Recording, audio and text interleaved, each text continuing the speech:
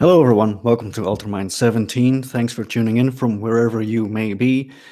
I'm sorry for the delay of the show because we would have been doing this yesterday, but kind of mixed up with the time zones and everything. But everything's fine. I'm here now with Michael Tessarian from the Unslaved podcast, and um, we are going to speak about music and being an artist in a world that is very much steeped in politics and ideology and a lack of philosophy and art. Well, there's art, but there's, bad art. And we're just going to speak freely on the things that matter to us the most.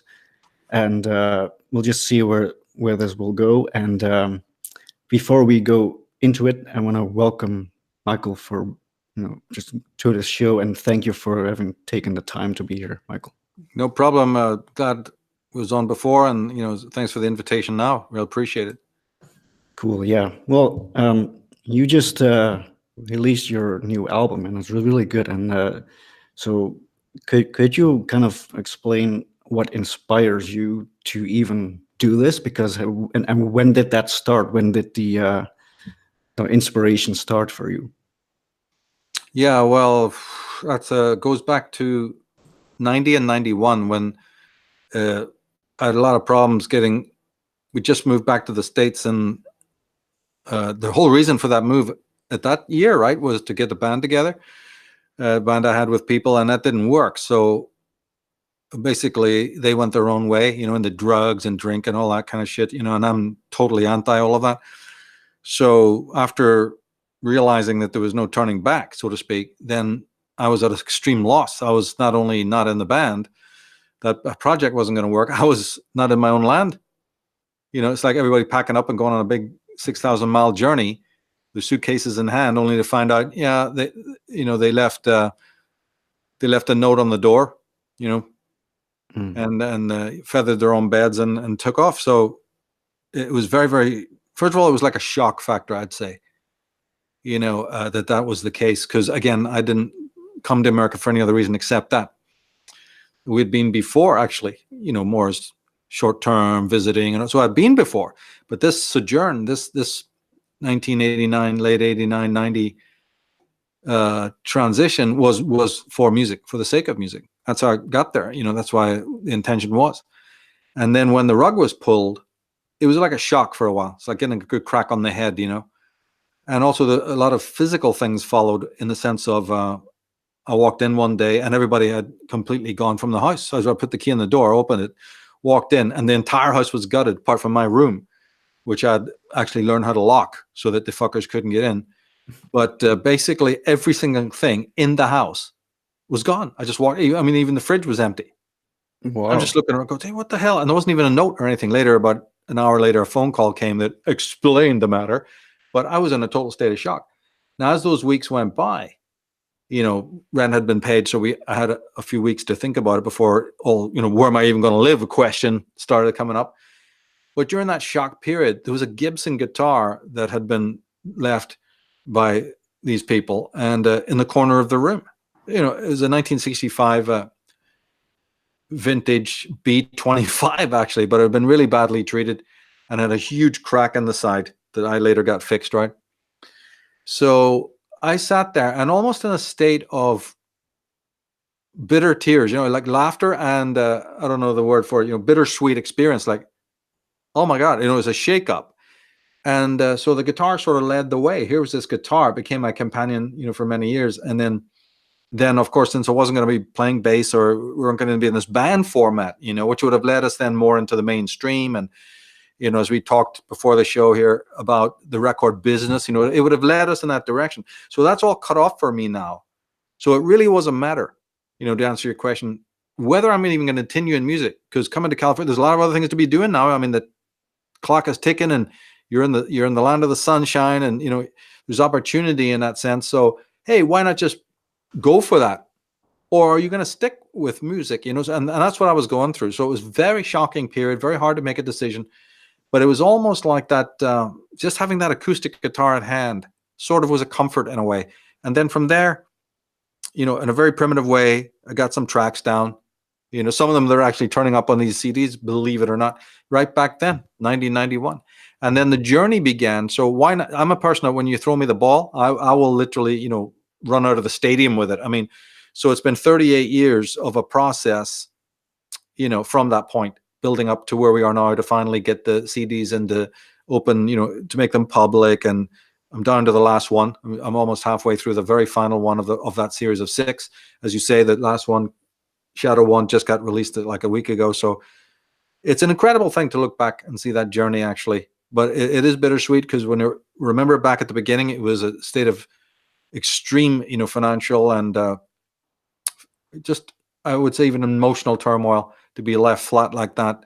And so these are victories. You see, in a way, I look at this repertoire as being vindications of that time. It wasn't a happy time, but it became one. It forged its own path. It led me along, or more than I led it along. And so having every track come about and go, hey, that's great, let's put that one up. Each one of them is almost like a great flame. Another flame has been lit, to show that victory and triumph came at the end, as opposed to complete destruction. That's where I was left. But, I climbed out and carried on regardless. And that's a great testament and a feeling of accomplishment. Right. So what was the reason for you to move to the US, to kind of make it, or the idea of it? Yeah, we had quite a good band in Britain. It was getting sort of well known. I played with people that were very, very good musicians, far, far better than I was. I was not good at all. But it was a project that involved, other people and quite a large group, actually, we had at that time, who followed us, and we were going somewhere. But because we were heading to the States and we had green cards and stuff like that, we didn't want to make Britain the platform. So we didn't do too many gigs. Our focus was entirely on leaving. And so whereas another band would have then got out on the streets and made a name for themselves in Ireland, right, in Britain, we actually didn't do that, because we said, why? What's the freaking point of building up a big fan base here, and we're going to be on a plane tomorrow and they're never going to see us again? That would be totally counterproductive. So apart from a little gig here and there, and then this larger extended, family of supporters, we didn't want to publicize it and make it even bigger, because we knew we were going. And so then everybody went, and everybody also didn't go together. Some of the sabotage that happened at that time was that the people who were in control of this move separated the band members, so that it actually, we all went out separately. And that was a catastrophe, because it actually weakened our voice. I'm cutting a long story short here, but whereas it would have been much better had we all gone together, or very, very near at hand. Actually, a year actually went by before, one went out, and then the second followed. And then another 3 years, or some bizarre thing like 2 years or 3 went by before the next guy comes out. So I was like, this is not going to work. And in that meantime, more breakdowns happen in the middle. So when I explain it to people in a shorthand, I just say that the whole thing went arse about face. The best musician in the band decided to, become a druggie. Of course, mandatory. Sell us all out. Yeah, an alcoholic, and hang around with thugs, and drug dealers and other low life scum, and act like the big fish in the, what do they call the big fish in the small pond or whatever. Now we're in the big pond, but he's still acting that way. So he just slammed the door on the rest of us in a most egregious way. And so what really happened, was about 6 years of a waiting game took place, because the persons who did this did not, I think see, I give people freedom to do whatever they want. So don't get me wrong, I'm not critiquing that whatever decision the person made. I still feel bad about it.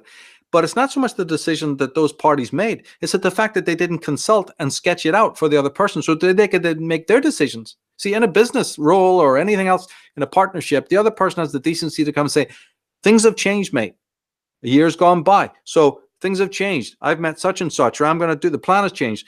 So I'm letting you know that exactly, debriefing you, so that now we're not leaving you in the lurch. Well, see, I didn't get that. What I got was being strung along for 6 years, till almost 96. I was strung along with the promise that it's still going to happen. If I hear some of you saying, what a sucker you were to wait that long. Yep, I've thought about that many times. There's an element of that. But it's an element born out of a virtue of trust, right? I absolutely blindly trusted everyone that I knew at the time. Family members, other people involved, people who set themselves up as managers, everyone in the mix. And so only about 96, some weird thing happened, very brief, very small thing happened. And then the penny dropped and said, they're not going to come back for you, They've been making you feel it, the phone will ring, but that's not going to happen. Now, I would have been absolutely devastated at that period, 96, except for one thing, that acoustic guitar. Because in that 6 years, I wasn't completely blank. I had been composing. And by 96, I had a huge repertoire. See, if you think about all the tracks that are on those 6 albums, it's about, I don't know, 114 tracks or whatever, right? Well, I didn't have 114 tracks back in 96, but I may have had 50. That's not bad, right? For a beginner. Also messing about with open tunings and what have you. And also a guy who wasn't naturally talented like these other people I'm talking about who are massively talented. So it wasn't bad, actually. So I thought, well, so 96 would have been just a free fall into despair. But there was that safety net of that guitar in the corner of the room said, no, you got your own thing here. And, maybe one day you'll get to record it. And that was way, way down the line, of course. But 96 was a pivotal time. And then just after that, about 98, 99, 2000, I had 3 or 4 people come into my life who were very supportive of my playing because it had got better. Not that I thought it had, but they were saying, this is professional. We love it. When are you going to do this? But much more deep sense of support that I'd ever had. And even one man who was a millionaire, he helped me. He actually gave me my first proper handmade guitar. He had bought it for himself. We had gone around some stores looking for guitars for him.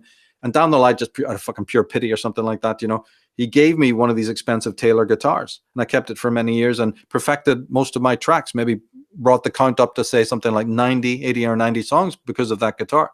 Hitherto, until 98, I'd been playing a $150 machine-made Fender, from a pawn shop. And it took me 2 years to pay that off, just to give you a bit of context. Mm-hmm. So the dead notes, how can you finish a track? Because I play all the way up the neck, right? Yeah. Well, this guitar up, see around the 12th fret, and certainly even beyond that, it was impossible to finish because the notes were just dead. And so what I thought I did provincially to finish a track, no, it was going to have to be revised. So it's only when I got that really Stalin guitar, right, that I went, whoa, what have I been playing? And then I start fixing 20, 30 tracks, and then I could consider them finished. But here's the weird thing with composition. Classical people know this as well. And I think all musicians, this will make a lot of sense to them. And that is, if you are a composer of pieces, it doesn't necessarily mean that you're the best person to play them. Right? Classical people know this because they play other great composers' music. But that composer just composed them. He wasn't the best exponent. You need a professionally trained guy to read the music and play it. So something like that also was a learning curve because I'm composing, but I'm not playing them that well. So my life has been a dual thing of composing the tracks and then rigorously training in a way that I never predicted would happen, didn't want to have happen, but you're stuck with it because nobody's going to play your tracks better than you. So you're lumbered now with this enormous learning curve of how to play the guitar, reasonably well, if not brilliantly, then at least reasonably well, so. And then on the other hand, you've got people who play brilliantly, but don't compose their own stuff. They're always doing 90% covers or 80% covers. And I'm not that kind of person. I don't like to copy anybody. I have influences, but those influences came through osmosis. Right. I think the thing I'd say about my music is that first, I'm not educated in a technical way at all. So people listening to this, apologize for that because I won't be even making half sense to most of those people. But also, I don't copy anyone else in a one-to-one way. I have influences, but it's all about, to me, why lift up an instrument?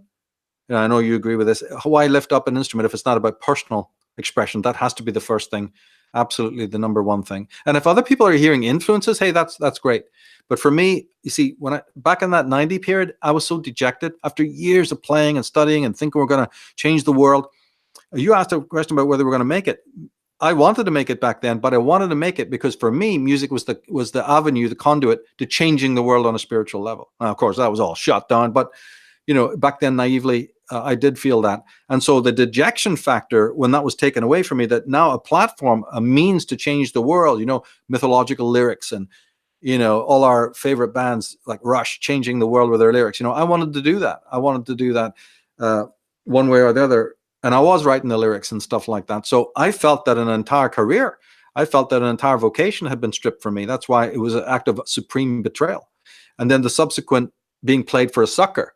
Oh yeah, well, don't worry, we're still interested. Oh, don't go anywhere, stay right there. In other words, don't evolve, don't go and get another job, don't join another band, don't, I was frozen out. But I was also, manipulated to being on hold. And for 6 years in America, I was on hold. And believe me, if I hadn't been studying music, or not, like I said, if I hadn't been practicing, and if I hadn't been working on the other stuff you know me for, right, the research of all these occult matters or whatever, conspiratorial matters, I would have been in a shit state. But now, since we're talking only about music, if my God, if I had taken their word for it and just futtered about, I would have been I was already pretty dejected. I would have been infinitely more so, because I didn't. Another thing, that I was playing bass at the time, you see, and by being put on hold at this time, my bass guitaring suffered because I couldn't go out and afford a rack, and I was prevented in getting the rack that, there's so many different kinds of bass style, especially at that time, if you think about it, right? So I was prevented from actually getting my bass together, my bass rig, the sound, the type of bass. If you're playing death metal like a, Slayer or something, you need a different bass than you do if you're playing the Joe Satriani stuff. So there's, right. or even the Steve Harris stuff, so that every time you turn around, it's going to cost you another $5,000 in those days. So I had to make one choice once, and even then it was going to be pressure.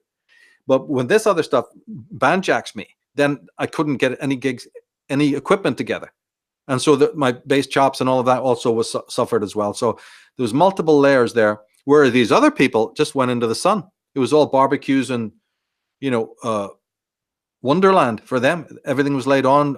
Thousands of dollars worth of equipment were bought to them. They were in the limelight. Everybody gathered around them, and they really milked it. What did they achieve out of it? Nothing. I was going to ask you, have you ever seen them again after that time? Yeah, not too many times, but we've had ongoing, altercations. My process through the 90s was detaching from them and their ways. And as I say, that's helped by music, because I formed my own stuff. I was doing my own acoustic stuff. So when people are listening to that music and I'm getting feedback about how, emotional it feels and how deep it feels, yeah, every single note, there's not a single note in there that doesn't represent a foot on that road, over a 10, 20, 30, even a 30. Like I say, the whole process is 38 years. Well, each note is a step along that road. So that's why it sounds that way. It's not frivolous. It's not entertainment, and that it is entertainment, but it's entertainment plus, and there's meaning in that music. And now people can understand that it was a torturous journey, like going through a forge in many ways. And it was painful, slightly ludicrous to see these false bastards, being completely in the pink. And the guy who was really ready to change the world, ended up getting to do it in another way, right? But music was meant to be the first capsule through which a lot of what I do now is done in a different way without that capsule. But music has been in my life from the beginning, and it will be, to the end. It's not a hobby. This was my main vocation. It's just we had a train wreck, that sent me flying, and it took many years to pick up the pieces. Yeah. Yeah, it's not a hobby. I've been trying to explain that to family as well. It's like, oh, that's cool that you can do that, but yeah, it's not cool. It's just who I am. I wouldn't want to do anything else if I have the chance. So, what have been your main inspirations for which bands or whatever? Yeah. Oh, the inspiration started again in '90 when I got to the States. I worked in Palo Alto. There's an experience, but I worked at this very famous grocery store. It was like a kind of a Whole Foods. It was a kind of a nature store, and it was just filled with kooks, people I didn't like. Right, but one of these guys I didn't like was a master guitarist. On open tuning, and he was the one who introduced me to Martin guitars, everything, things I had no clue, right? I didn't realize how handmade guitars were mostly made in America. I had no idea about that ethos. I had no idea about these little subcultures, of people who loved the 60s music, the guitaring of, say, Burt Jansch, John Renbourn, Ralph McTell, people like that, right? I didn't know in fact, they knew more about Irish music than I did coming from Ireland. I didn't know this at the time. So this one oik that was our manager, and I hated him from head to toe, but I gave him a star because he knew all about this music, right? And on a good day, he'd bring in tapes of Archie Fisher and people like that, people I'd never heard of or only heard of slightly. But when you're in Ireland, for some reason, you have a resistance to that, right? By being away from the mountain, a weird flip happened, and I start getting more interested in the history of my own culture and country while I'm far away. Call it homesickness, I really don't know. Some sort of nostalgia took place, which, see, back in Ireland, you couldn't give a shit, right? You just want away from everything that's Irish. Anyway, he brings in all of this music, he starts playing it, and I'm absolutely freaked out, captivated by this sound. So, like I say, on a good day, this fella made me a couple of tapes, and boy, God, were they played over and over again. You see, so that's then the John Remborns, the Bert Janches, those kinds of people came into my life, and others as well, other people, Tim Hart, that kind of proto sound that the Zeppelins were listening to. See, people look back and think, oh, these great rock bands, or even Bob Dylan or Joni Mitchell or Paul Simon. No, they were, those guys that are much more public and famous were listening to a very small group of people like Davy Graham, right? In England, unknowns, which is always the case. You see, that sort of attracted me. And so I started listening to this Irish and Scottish music and got into it really, really big time. And that's sort of what helped. And then I'd say, like I just mentioned, see, between 98 and 2000, because I had those 2 or 3 people that supported it, I think that was crucial. I don't know if I would have been able to make it over that hill and even think of doing records or anything like that without them, because I think I would have continued to play. I did 5 years in open mic, Seattle, so I've definitely continued playing. But see, without my friend's support, when he gave me that guitar, and actually later on he gave me a second one as well. So and I think later on even a third. So, but the 2 first Taylors were top of the line guitars. Without his assistance, I really don't think I would have felt enough progress in everything. And then this other person I knew was very, very supportive, tremendously supportive, and I'm very sort of, at that time I was very susceptible to that. I really needed that support and feedback, and I got it. And so I think that, that was clear. So then about 2003, I start thinking more in terms of then really upgrading the practice. And then what I started to do then was to really, to answer your question more succinctly, start to listen to those influences, in a different way from a producer's point of view. And I go, I just love that. That was been back in the 90s. That's brilliant. How do you do that? I wish I could do that. But after this certain point, it became more constructive. And I would say I moved into having the ear more of a producer, probably small p, right? But still, it's a big evolution. Oh, how's that being done? What kind of guitars are they playing? Is he close to the mic or far away? Is there a capo? Is there not a capo? Is it steel strings or gut strings? Is it full fingernails, or is it some steel picks or finger pick or thumb pick? Or when I start getting into all of that, which was never planned and not something I'm normally like to even bother with all of that. But it came of its own because you get fascinated in the subject and you follow it through, to wherever the road may lead, so to speak. And that was aided by other people as well, who made that easy. If I had technical questions, it was good to have feedback there. See, all of this wouldn't be understood to somebody unless they understood what it was like to grow up in Belfast in the 70s and 80s. If you ever was like us, little metalheads or whatever, and we tried to walk into a store there to ask just simple questions to the people who own those stores. And I won't mention the names of the stores because most of them are out of business now anyway in Belfast. But I'll just say this, that bar one or one store, all the rest would have looked at us like, what's the cat dragged in? And they were certainly not interested in helping us. They were certainly not interested in anything except kicking our ass out the door. So when you've had years and years and years of that, you probably become like me. And that would be a person who had continual fights with the people in the shops. So was notorious and couldn't get in any of the pubs, record shops. There's a CD stores like Tower. I was barred from them all. I was barred from all the pubs, and I was barred from all the music shops. As soon as they let all my friends in, but you out, right? And that was for giving them mouth, right? And getting into their faces because I didn't take the shit they were giving me, right? And what it also did was that when I arrived in America, because I'd now been programmed with over 10 years of this, I was very prickly when I walked into the guitar stores there. And if any of those people in those stores, even just because they had a bad day or whatever, gave me even so much as a scowl, I was like on the warpath. And now, so I'd Punk start, rock. yeah, I would like, fucking, yeah. I would go into my mode, right? And for all, sometimes no reason. Now, I think there was a couple occasions when it was good for good reason. But on the whole, it was me. I was so pumped up that if there was bad customer service, I would be like, oh, you got a fucking problem, and get into their face. And so that took about 4 or 5 years to calm down. So by 96, now I was a little calmer and not as wild, right? And so I could sort of absorb. And then when I met my friend who was very wealthy, oh, see, this is interesting. Now that I go around with him, and he'd slap down a credit card for 5,000-10,000 dollars to buy a guitar. So, hey, Michael, how's it going, mate? Lovely to see you. Hey, have you tried this one? Am I in the right shop? Mhm. As soon as my friend, we went around all the shops in the Bay Area. As soon as he would, buy 2-3 guitars at a time, they're top models. Suddenly, I was royalty. Wow. I You would made walk it? in, lovely people, lovely people, right? As soon as I'd walk in the door, the same guy who was like, "Oh, you, Tradesman's Entrance." I'm not fucking kidding you, right? No, it's like, Michael, come on. Have you seen this latest one? Try that, mate. Here's a stool. Want a cushion? How about a coffee? Wow. Yeah, And see, that's interesting. I'm probably like you. Hypocrisy.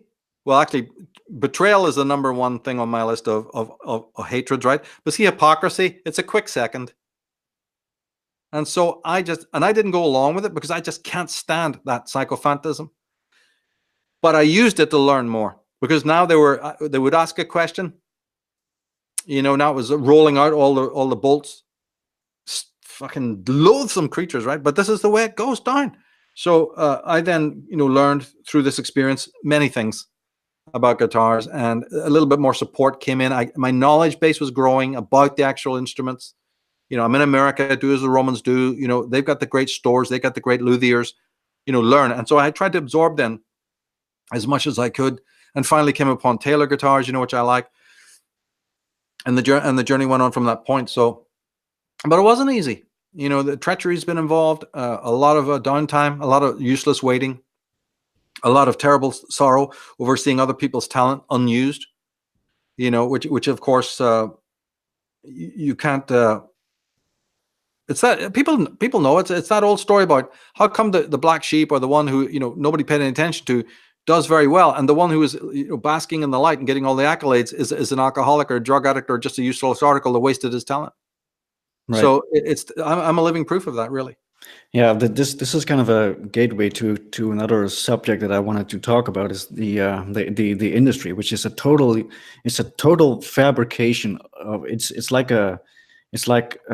this idea of what it means to be famous and what it means to be successful. And I've spoken in the past on the Enslaved show, actually, about Max Martin, the songwriter that is single-handedly responsible for all of the pop songs, the pop hits, like Britney Spears and Timberlake and Ariana, what's her face? Yeah, Adriana Rich, yeah. And so what this Max Martin guy does, he's a songwriter, but he used to play in a metal band. He's from Sweden, but he must have thought, well, that this is not really getting me anywhere, so I might just, because now he's doing interviews, and every time he's answering,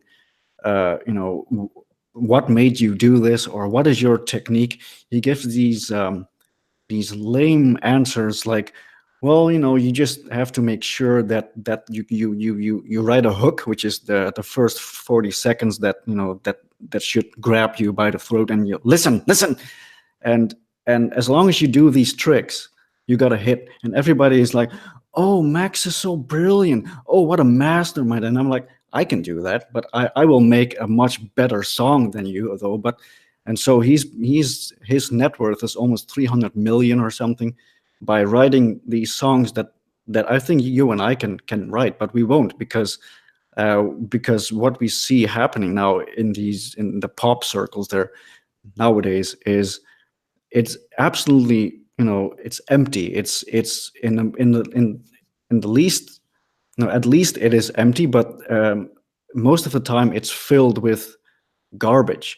and every several months there's a new artist with the same exact sound, because that is the plan, because that sells, because these artists are in debt to their record label. They get like 500,000 to create your album. The studio time you have to pay, and then you have to make sure your album sells.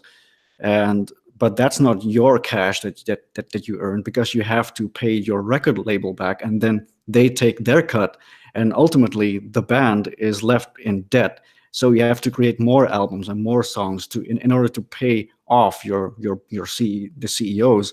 And that's why there are so many songs and bands that you just see popping up, because they have to pay them back. And this is the industry at work. It's the same thing with the band Limp Bizkit. I'm sorry, I'm stuttering. Limp Bizkit is this rage rock.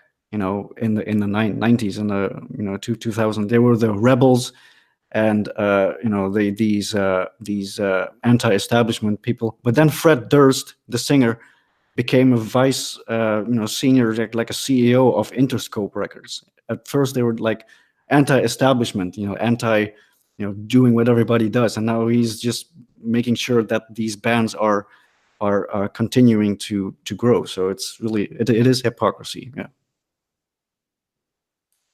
Yeah, that is completely disgusting, and it's so formulaic. But see, again, it's like in the big pharma question: who the hell is buying this rubbish, this drivel? Back in the 70s, you had fucking Gary Glitter and Shakin' Stevens. People in Britain that you just wonder, how did it happen? And yet they're billionaire, not just millions, billions. Everything they touch turned to gold. And right near beside them are brilliant musicians who never got heard of. And the same thing is in 60s, 70s. And so what's happened down through those decades is that thing that you're talking about has just been perfected. It started off with this and that producer back in the 60s, and everybody laughed at them and, oh, you're so formulaic. Then it went to Stock Aitken and Waterman of Island Records, and then somebody else and then somebody else. So they've taken that formula and just perfected it, ironed it out, and cookie cut it. And what can you do? So one of the things that happened in the 90s, by the band breaking up, is actually saved me, because I didn't know that later on there's going to be this independent way of doing things, in which you're much more in charge of the music and its production. You're much more in charge of the artwork. You're much more in charge of the concepts. You're much more in charge of the order of the songs that you choose and, where they can be. I did 6 CDs, so that becomes quite a problem about what songs to put beside each other and all of these kinds of things. Why is somebody else that I've never met making all those decisions for me? So exactly. But I didn't know that was coming. But I still, out of just pure resistance, didn't want to go down the corporate route. And as a matter of fact, another thing happened. I did discuss this with my cousin, who was close to me. He died, but he was close to me, and he was a sort of a part witness of all of the shit that I'm talking about. And we agreed that if these other punks that we were dealing with in the band had become famous, it would have been a disaster. So he and I agreed that had this band become successful, because these two drug addict freaks, and one was an egomaniac, the other was just a loser. If those two guys had have been successful, we would have been in the headlines and been mocked continually. Because don't you see how the media would go after people who are writing spiritual lyrics, but yet they're seeing these other two punks crawling out of pubs at 2 o'clock in the morning, puking into the corner, right? Or I'll knock your head in. Brilliant for us, right? So in many ways, we were saved by not becoming famous, because these two monkeys and others that they were involved with would have trashed it. Really, and my reputation would have been ruined forever by just being associated with these idiots, getting questions from the media like, Michael, you're writing all these highfalutin lyrics about unicorns and, damsels in distress, or whatever the hell it would be, Dungeons and Dragons and God knows what else. And yet, members of your band are in jail right now. On drug charges or worse. You look like an idiot, John. You know what I mean, right? So yeah, or writing lyrics about anti-cruelty, animal cruelty, which I did a lot, right? Or anti-meat eating. Yeah, you're going to look great with your brothers, with your friends, filmed climbing out of bars and whorehouse windows, and whatever else they were into. You see what I mean? It just doesn't work. It just doesn't work. So Yep. So in many ways, I was saved from that route, and then never give it a second thought. After I moved into the open tuning stuff and start, I couldn't get. One of the reasons it took so long is because I resisted all the voices that said, "Run down to such and such a studio, mate. Here, get yourself a manager, get yourself an agent." I never did any of that.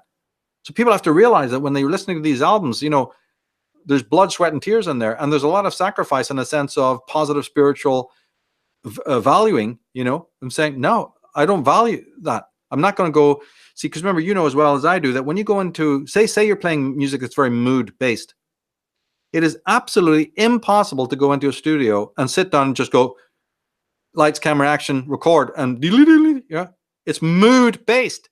So you have to be Exactly. in the right mood. And if they got Exactly. fluorescent lights and trains going by and dickhead engineers who just go, yeah, mate, go ahead then. What's it you doing? Oh yeah, by the way, in 45 minutes we're gonna be out of here. No. So I Exactly. delayed and delayed and delayed, waiting for the right person to come along. That person never came along. That studio never happened. Right. And I didn't know it was going to come the time when you could do it all yourself. Right. That's actually quite recent if people think about it. So I put it off and put it off. People have said, why have you taken so long? Have you any idea why I've taken so long? Because I won't fucking sell out. That's why. Because when you're doing 16 tracks that are mood based and you need to be in that place, think of the track Shadow Wand, the title track. Do you really think that can be recorded in functionally like a machine in a studio? Think again. I cannot. Unless everybody clears out and I'm left there, for the whole of the night on my own in the dark. I might be able to pull it off, and even then it might not happen. We went to one studio and it looked like it could be that scene that would rent. It was a huge amount of money, right? And he said, and I assumed that meant, okay, we get the studio all night. And I was thinking, and then your mind starts working, thinking, oh well, great, maybe now's a chance to get all those really evocative tracks done. So I just happened to tell the guys, oh, that's great. So we can leave all our equipment here. He goes, yeah, no problem. And I go, okay, so then can we use the kitchen at night when we get a bit hungry? We had this kitchenette area. He goes, oh no, you'll have to be leaving at 12, or you'll have to leave at 9 or whatever. And I go, no, wait a minute. First you're saying we can stay here all whatever. And then you're saying, no, shut up at 9 o'clock. We leave our equipment, go home, come back and get into the mood again. You see, so right. Every time they don't ask you, hey, what are you doing? Maybe this is are you playing sitar or a raga, Indian ragas? You can't just walk in and walk out and go for McDonald's and come back and go, I'm in the same mood right now. It doesn't work. You've got to be in the mood. Does anyone ever understand what that means anymore? No, they only understand the style gate and the ticket and the price. And then he said he come up with something like, if we pay him $2,000 more, maybe he'll think about it. We just went, bye.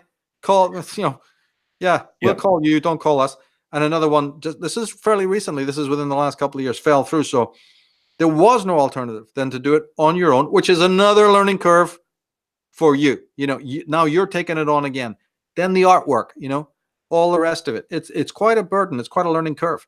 It's something that definitely is much more work than people could possibly imagine. And the more original you are, the more work it goes in. And then pertaining to your question of formulaic stuff, how can you be formulaic on open tuning? The thing is the least formulaic. I mean, it's the river you're following. It's the antithesis of commercialized music, because it just leads you in all sorts of directions very, very spontaneously.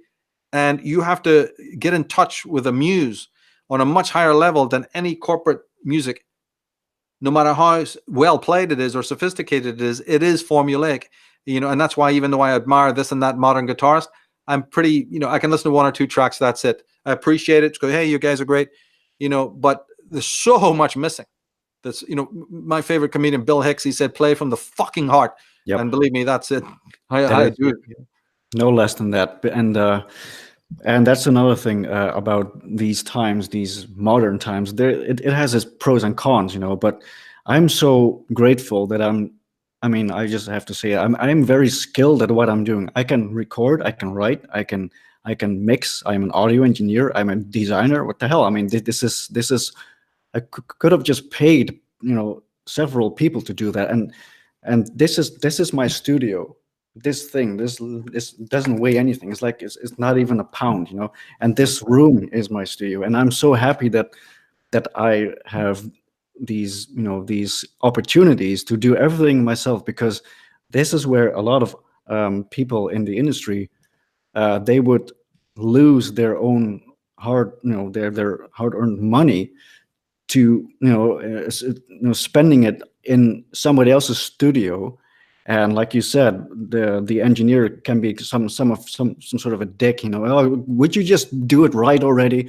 And while the lights are on your on your head, and there's time and there's money involved, and so that's why you can't really expect bands to be like you said, mood based, because because people don't really take into account vibes and the soul that goes into it. So that's why everything that the industry just shits out today, it's like really it's dead.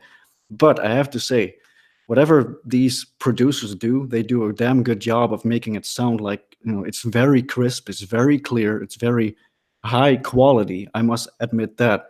But imagine if that was used for something else, for a band or an artist that is really trying his or her best to convey his or her mood and to uplift society. Because what you see now, it's I mean, even young kids are seeing this stuff on everywhere, and it's all very very sexualized, very it is all about the base level of humanity, just, and it's always so it just sounds empty. I mean, I don't know how else I could explain it. It's just and most and rappers actually are one of the most exploited bands or people in the industry, because rappers, they always start out young.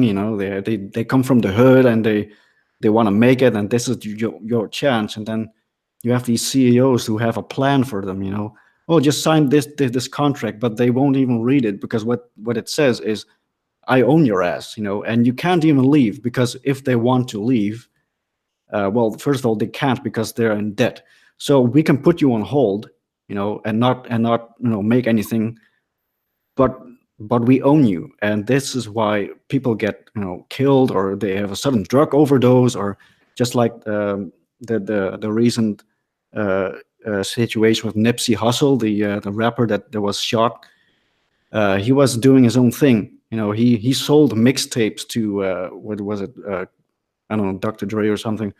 I don't like it. I don't like any of it. But he was doing his thing. He sold mixtape for $100, which means he's just doing his own thing, and he would be completely going against the industry, because normally you would just who wants to pay $100 for a mixtape. So if people actually buy that, then you know that it's a good friendship, and then you can go on from there. But then he was killed, and it's really not sure why he was killed, but it was someone from the industry as well, I think. So there's a lot of things to be said there as well.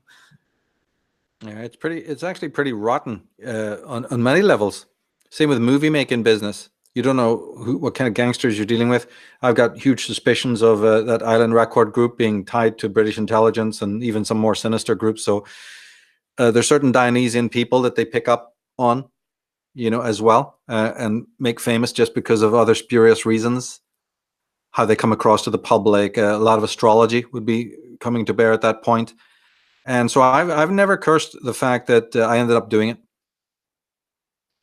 in a solo way, and just stuck to doing open mic in the beginning, just to get out amongst other musicians instead of sitting at the house. And then you get to use a PA as well. Not very good PAs, but at least it's better than sitting. See, if you listen acoustically just to yourself, that's very good. But sometimes you actually need to go through a PA system. I found that very helpful, because it detaches you from your music, and it helps your playing. And the better format is even in an open mic. They got it all set up for you and stuff. I lived in such tiny places. There's no way I could even have, a lot of my playing has also been hindered through over a 20-year period by having to play so softly. I used to use a silk and steel strings, which are like an 8 or 9 gauge. Can you believe that? And one of the reasons was, because the kind of guitar I had, they sounded good. But the other reason was because I had to literally play so lowly not to be evicted. Because the kind of landlords I had, I would have been evicted. So it was very, very difficult with neighbors. And, I've had a very unusual experience. And practicing for hours. I had to do it very, very, very, very gently, and it was a difficult experience. And so I'm not that fussed, in the end, that it went that direction, and that one had to do it solo and one had to do it grindingly slow, because, as you say, it made me an artisan more than a musician. The way you said that you now know all these different skills, and those last. They sit with you. They're important, and it makes you into more of an artisan, not just a person who is following some fucking trend, in that sense. And especially when you do it, another good thing that came out was also that, oh yeah, I'm not a flamenco player. I'm not a Cajun player. I'm not a bluegrass player. I'm not a classical player. I'm all of those things and more, right? I haven't locked into something like that. And a track of mine can be 3 minutes, 2 minutes, 6 minutes, 7 minutes, right? Another thing is the radio doesn't play long tracks like that. People don't even know how to listen to long tracks like that anymore. Exactly. Skipping through it and all this nonsense. But I've held all those traditions. There are some good signs. Spotify and a couple of other major labels, so to speak, platforms anyway, have now said that rock music is selling more than any other kind of genre. That's music to my ears. Love to hear that. It could mean there's a turnaround even amongst the teens who do get sick of this plastic, shrink wrap music. Yeah, there could be Generation Z, by the way, who is going to see all this stuff happening. Generation after my generation, I think. You never know, and I'm there. Because I'm there to push that along. I'm trying to get subscribers, so that I can move to doing vlogs, so that I can push that message. To me, that's real positive, to get people into guitars more, or stringed instruments in general, and even some of the music heroes, that I've got. I put a page up on my website, Mtsar music for heroes. So just at least those names are out there. People can surf them on the internet, and then when they see, oh my God, right, they'll hear these guys, these heroes of mine, right, like Davy Graham and all, and go, oh my God, we're in orbit here. There's something else going on with this folk style music, you see. And that could open up, like it did for me, whole other avenues that I was not exposed to and didn't really, maybe just before I left, like our first trip to America was in 80. Just before I left that, I was a little bit more open to Irish folk music, but nothing to compare to when I went to the States, then start tuning into San Francisco radio stations that played nothing but Irish music. And then hearing the better bands, because some of it's rubbish, right? You have to listen to the really great stuff, the Andy Irvines and stuff like that, blow you away, right? And yep. Yeah, fucking hell. And then that became the Irish coming out of me, because I don't think until I heard Andy Irvine ever I was an Irishman. I may have grown up in the country and lived there. I don't mean shit. To become an Irishman in the true sense is an initiation. And he gave it to me. So, that's, to me, this is what it is. It's the great rites of passage. Well, my music can be that for somebody else, to pick up the instrument for the first time. And even if they never get beyond 3 chords or the bar chord, that is irrelevant. It's the fact that you've introduced yourself to that instrument. When you bring a musical instrument into your life, say you bring in a piano, you've just brought Handel, Mozart, Beethoven, right? Tchaikovsky, whoever, Scarlatti, you've brought the whole world of that music. You've brought all those people into your room. When you bring in a guitar and you bring in Segovia, you bring in, Django Reinhardt and Tony Iommi, you know what I mean? So I think that what happened was after 2001, I started listening with the ear of a producer. And then my learning curve went really up. That this guy from this band isn't just playing that way for no reason. He's got a style. So I started listening clearly, the Wishbone Ashes. Tony Iommi is a very important figure in my life, from a musical point of view. Not that he's in the great band. No, his actual style of playing is a style. It's a very interesting style, actually. And can teach a person like me. He's got a deformity, but I have, not an extreme deformity, but I've got issues with the wrist. I've got inhibitions, a very light touch things. So listening to a guy like that actually, was like, yeah, I can bend the rules like he did. I don't have to, do what everybody else is doing. Will Sargent from Echo and the Bunnymen, the people from the church. They all play, and I was listening now with the producers going, whoa, wait a minute, that's like freaking incredible. And then also the open tuning is a kind of a dissonant tuning. Here's another weird thing. One has to understand something, that open tune guitar isn't like a regular tune guitar. They're not the same instrument at all, sonically or in any other way. They're I certainly agree. not, they're not the same to play. I mean, metalheads know that because they often do also C's and D's and A's and stuff. So my music is familiar to people who play the heavier metals, but even in regular guitar, it's not the same instrument as a regular tune guitar. And that's why a lot of people won't like the sound of it, because it sounds false. Now, what it actually sounds like is it's actually not false. It sounds dissonant. Well, Yeah, that's another reason for people not to like it, it's because not the again, same the thing. happy stuff that you were just talking about, that formulaic stuff, is happy and hyper. Yeah, Shit, this is my acoustic music is the equivalent of black metal, in that sense, because the new metal, which down tunes and has maybe 6 or 7 strings or something, it's that equivalent because it's taking you into another emotional palette, and you're never going to get successful there in that way, because it's not even producers, normal people won't like it. There are certain people who do, though, which is good enough, and that's the group that we aim for, is those who love that tone. I have no problem with it, and I've met those people too. They encourage me. They go, "That's beautiful. I love that. That's great." But the vast majority of people, their ear, it's not really something that they're ever going to like, even if you play the happier stuff version of it, right? Because just because it's open tune doesn't mean it has to be melancholic, right? That's the beauty of Irish music.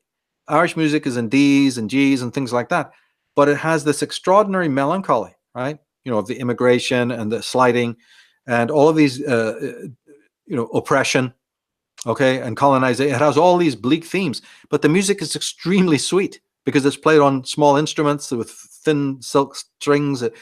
So this is music of an extremely complex level, where the message can be very sad and melancholic, and yet it's played in almost like a filigree, in a way that is extremely sweet. So there's the bittersweet. So in my music, I've had an ear for that, to do something similar. It's not Celtic music. That's far, far harder than I can play. But I would have said I've borrowed an influence. Let's just put it that way. There's a Celtic influence in my music. And I've also borrowed that from people like Ian Anderson of Jethro Tull, who does the same thing. He plays these tunes on a very small parlor guitar, a special kind of guitar, custom made, very small scale. And they tend to sound very bright and very sweet, right? And yet sometimes the music is very, very sad and sonorous. So that's always been my favorite type of tone. And so it's been a journey and a half to try and honor it, and yet not honor it so that it's then one-to-one. I've cookie cuttered that. I don't want to do it exactly as they do it either. I wanted to keep my own sense of expression in it as well. So say I was playing jazz, I wouldn't play jazz like anybody else, like George Benson or whoever. I want to do my own thing. And that's the essence of what an instrument is. You may start doing covers, and hey, there's nothing wrong with that. And you may start with reading tab or reading music. There's nothing wrong with that. But at some point, you're going to crave, you should be wanting to crave your own thing, and from I didn't even have to have a learning curve. Right away, from the moment I picked up the acoustic, I was already ready to do things my own way, or quit. I'm in America, the doors are wide open, go and do something, go and whatever, do something that is more familiar to people. And by God, the push was to go and do exactly that. And I resisted it from day one. I resisted it. And what a life I had. It's something you look back and I'm almost amazed I came through it, because that's not a country for that. That's a country for conform, get rich, play the game, smile, and all's right with the world, And I took a completely different tack and went on a completely different journey, and had nothing but problems from doing it. So as I say, this music then is a sense to me of triumph, utter triumph. Mm-hmm. And that's another thing that when it comes to sound, or songs that sound what some people would say ugly, or dark, but darkness is not the same thing as evil, or oh, it's from the devil. It's from the devil. And like we've been speaking on that as well in the past, about darker songs or darker sounding songs, and that people automatically think it's from Satan himself. And but that's because people aren't being people aren't being introduced to different kinds of sounds other than the stuff that they hear on the radio. So I also think that there's there's good times, when it comes to the do-it-yourself movement, like you and I are doing, in a sense. So, and I was gonna ask you, um, are you interested in doing live shows or an open mic now, or just just somewhere in a bar to play? Well, I've done that. So yeah, there's other projects I've got coming up, but there will be much more of that, actually doing performances. Also, the music is more popular sounding. So I had to get these 6 projects completed, and I'm on the last 5 songs of the final album. So that'll be out, before the summer, probably just in a few weeks. Actually, so then I can sit back and make that move. There's new instruments to get. It'll be a different sound. It'll be definitely involving other people as well. And I'm really excited about that, but I almost can't think of that right now. It's so close. And yet, I don't want to even put my mind there, because I still have to stay consistent to this project. And then, but it's so close to the end. We're very close there. And then will come a different, whole different style. It'll be an interesting break for me. And there's already, over 100 tracks, written of that new music. So yeah, it's going to continue. And also it will involve playing the electric again and being much more compositional with other instruments as well, not just strictly fingerstyle. That's so time consuming to practice. And a certain kind of track comes out. Now I can, sort of break the rules, and it'll be, it's going to be a fun time in the future, a lot less arduous and more pleasure involved in it, probably, for me. Although it has been a pleasure of its kind. See, it's not that all the music I've done hasn't been pleasurable. It has, but it's a different mood, So, and there was a different strategy involved, how the albums would be laid out, faster ones at the beginning, slower ones at the end, to create a kind of a curve, so that if somebody was to listen to them back to back, they'd have this experience. It's all been planned out in a very specific way to give each track the best airing that it can have, but also then so that when the whole project is done, it's self-contained. It doesn't bleed over, because I've worked with people who wanted me to put in, natural sounds to these, or change it in some other way. And that was great. And I wanted to. But again, then I said no to that, because I could see that coming later. Say I take the 10 best of the 6 albums, redo them. I'll be happy to put in nature sounds and ambient sounds and other things, but that'll be a remix, and I'm willing to do that, of say 10 or 15 of the best tracks from all 6 albums, so, but I've always thought about that. Hey, just do them as pure as can be, get them recorded in real high def. And then, hey, if you want to go back, I can go back over them endlessly for the rest of my life now and do something with them differently. Add some female vocals, whatever. You can do a lot of different things, but let me just nail down. It's taken 38 years to get these together. Let's not digress at the last minute and start getting into what ifs. Let me just completely finish this project, and then step back. And because I'm a person who definitely believes in beginnings, middles, and ends. I've always been like that in my life. And don't think of moving on to the new thing until this is absolutely complete. And I think that's a really good virtue when you're dealing with difficult content, is to try. I've tried it in the other work as well. Some stuff has been delayed. My female psychology stuff has been delayed just as long as the music. So I got into that in 1989. Not that I knew much, but by 92, I was already well into that subject. I haven't published anything on it until 2017.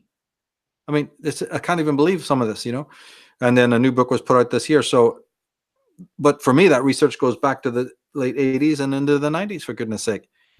So that's my personality type. I don't care about fame. I don't care about, what the promises of people are. See, I had a crash course in all of that from a bunch of fucking traitors and losers. So, it doesn't mean anything to me, all the promises.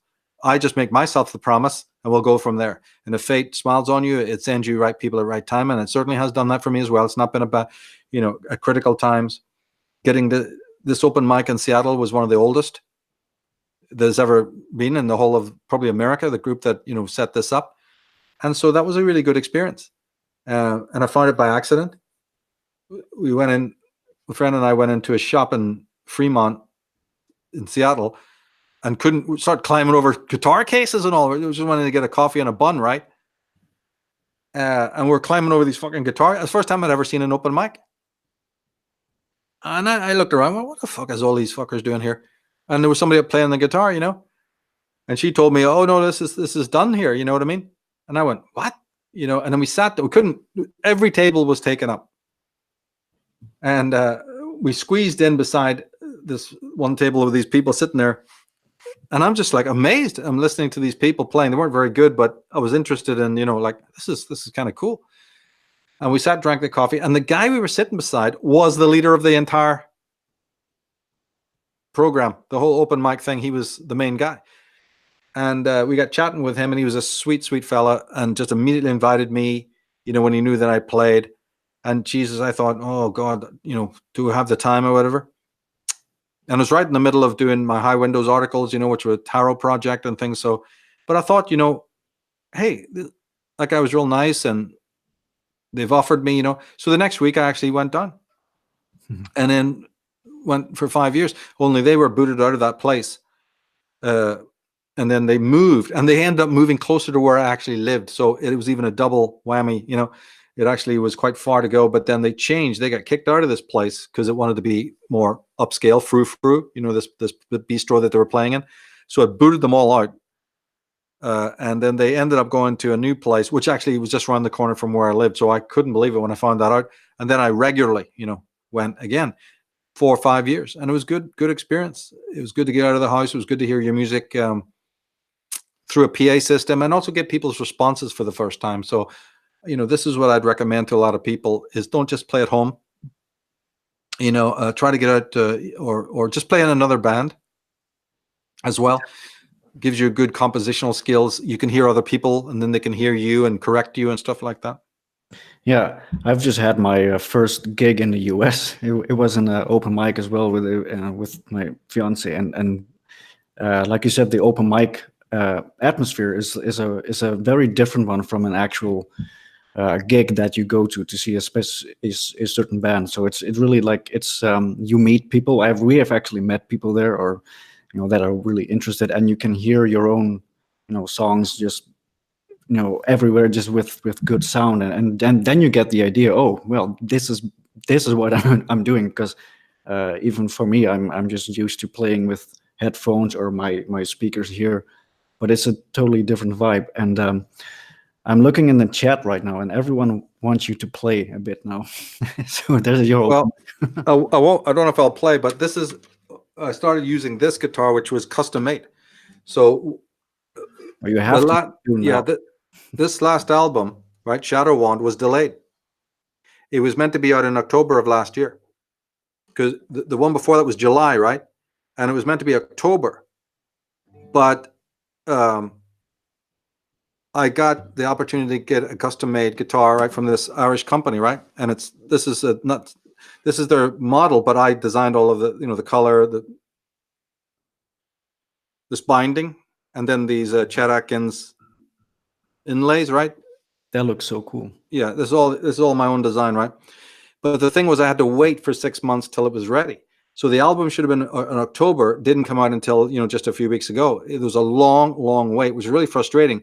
But the reason why I waited and didn't do it on the other guitars is because I thought, wouldn't I be kicking myself if once this guitar arrives and I start playing, you know, on it, the new album, and if it turns out to be better than the other guitar, I'll be kicking myself that I didn't wait.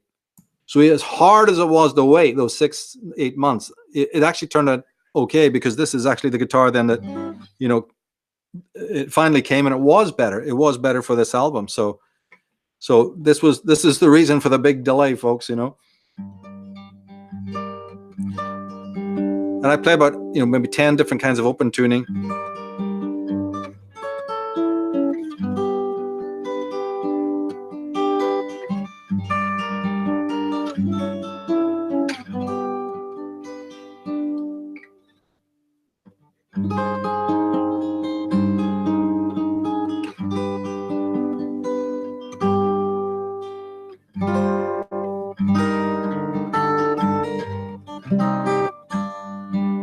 See, so it has that sweet sound, right?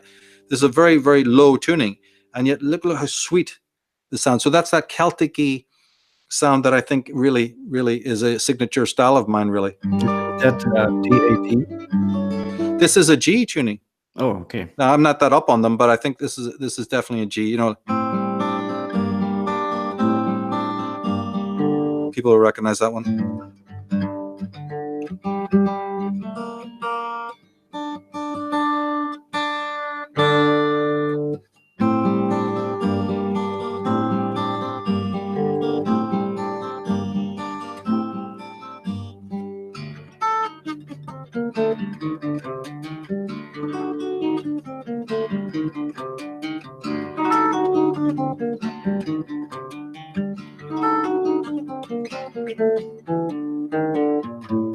See, so it's sort of a bizarre hybrid of different styles, but you know.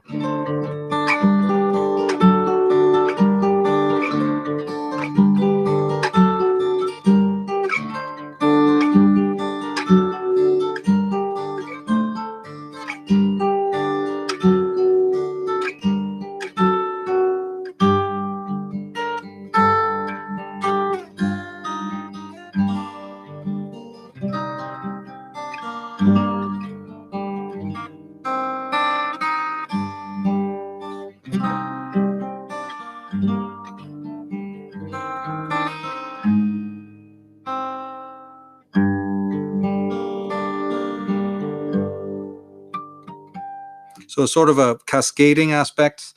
You know, if people listen with an intelligent ear, they'll hear a lot of descending and ascending scales. Yes. Which wasn't planned. Right? That's not something you sit down and actually plan to do, you know, but it's a very evocative technique that's captivating. And for some reason, you know, try that one.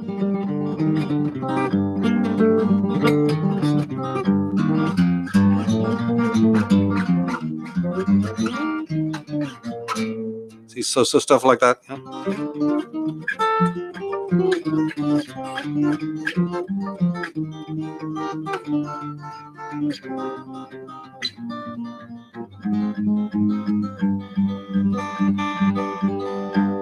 So again, that ascending, descending, and pretty much that's in every track. If you hardly, it's difficult to find a single track. You know, it doesn't probably come through on this microphone, but this technique of ascending and descending scales, like it gives it a very waterfally effect, you know.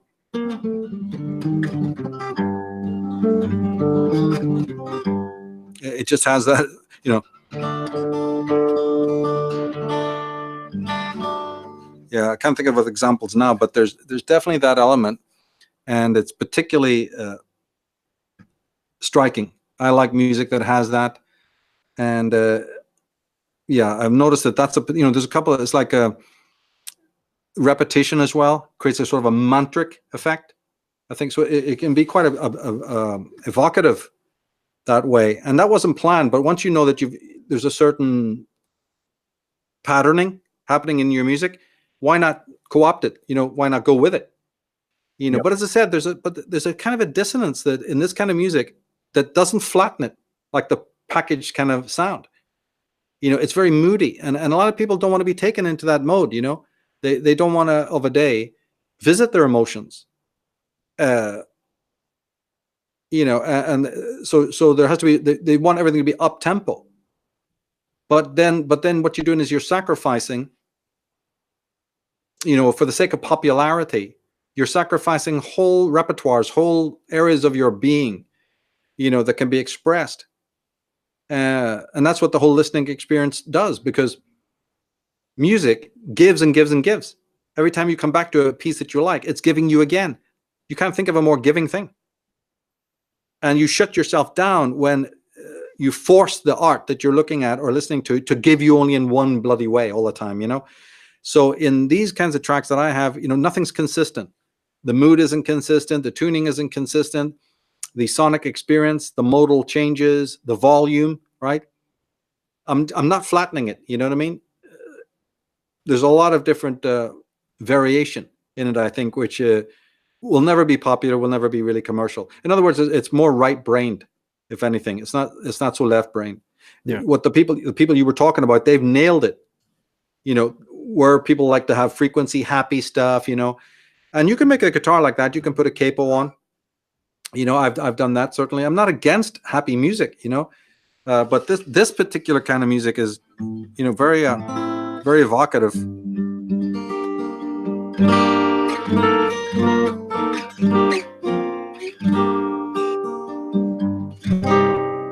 Just check this out, and I'll change the tuning, right?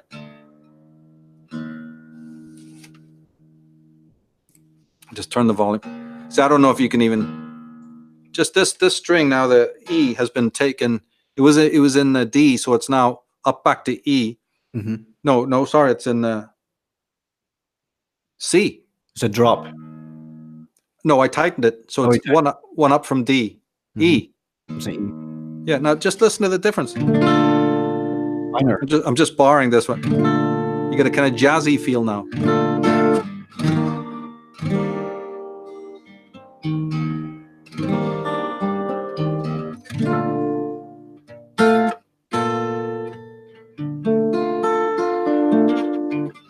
Those are my kind. Huh? What's that? Those are my sort of chords that I would like to play. It's, dissonant minor chords. Right. And yet within it is the non-dissonant. So it's like I know it's breaking up a bit.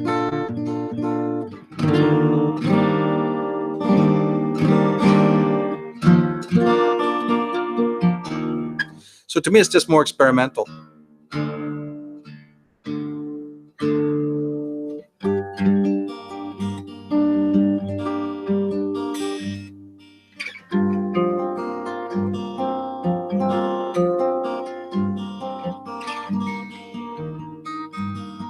See, so a descending pattern again, or reverse. That's just a very evocative type of.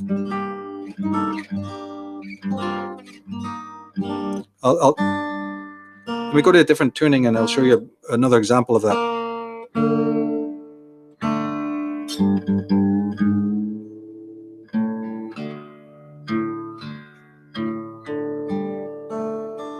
Yeah, like check this part out.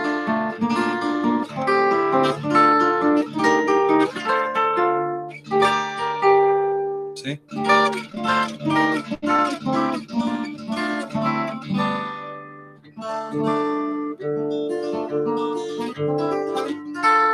So that's what I'm saying about these patterns.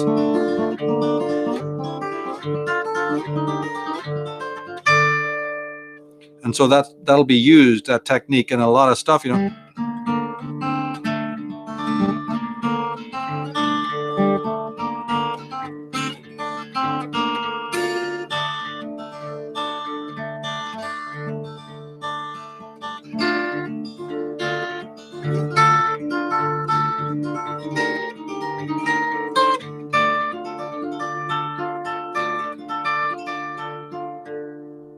See, so a lot of the tracks will feature that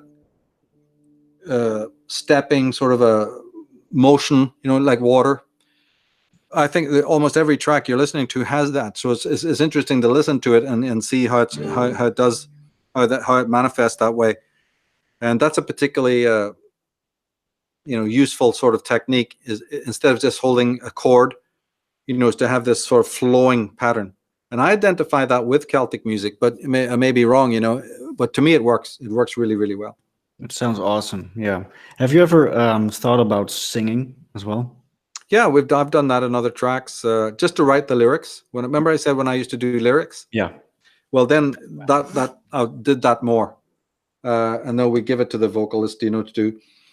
But I think that, with this kind of music, lyrics would just be overkill, because each of these tracks has a certain poetry of their own, and it's about letting that ring out. Really, they've all got their own statement to make. That's true. Yeah, and if I did songs again, then they'd be more chordal. Then you would go back to a more of a familiar structure. Where you'd have a chordal part, and then some other part. This fingerstyle stuff, it really doesn't work totally well for that. You can have parts. One or two songs might work that well, but ultimately, ultimately it wouldn't work.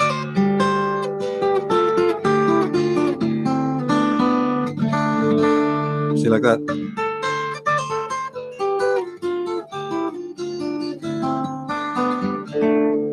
Again, a descending and ascending.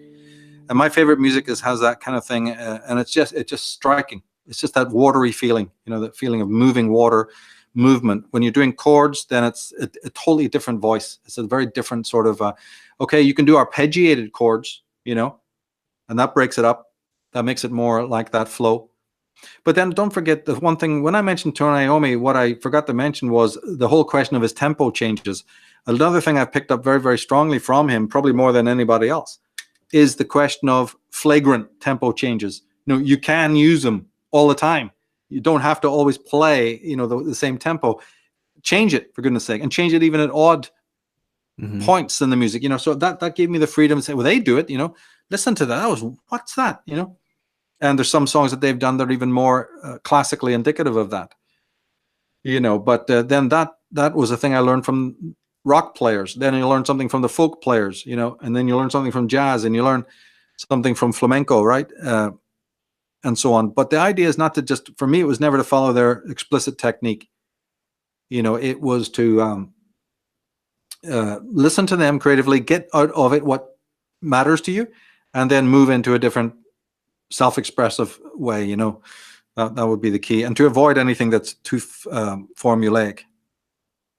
Yeah, I think you and I should write a song one day. That would be awesome. When I get onto the new music, I'll be throwing you more songs than you can handle. Like, what? Not another one? Yeah, we'll definitely get around to doing that. Awesome. And yeah, it's just like I say, I have to keep my focus. There's only really about 4 to 5 tracks of the last one. It's more than half recorded already, so just need to keep the focus on that, and take a breather from that. Then because as I say, it's more than just playing the pieces. It was composing them. It was learning them, play them right, and it was recording them, doing the artwork, finding out how to upload them to the web, in a proper way, and all of this. It's all a learning curve all along the way. But because it's vocational, you don't mind it. Right? Vocation isn't work, and yet it is at the same time it's the hardest work you'll ever do. Exactly. Yeah. Your occupation. People say, "Oh, you're lucky. You can get up whenever you want." Like, well, I bet you I work harder than you do. I work 16-hour days, and you have a check waiting for you at the end of the week, and you've got the weekend off. So when it all comes down to it, the vocational person works far, far harder.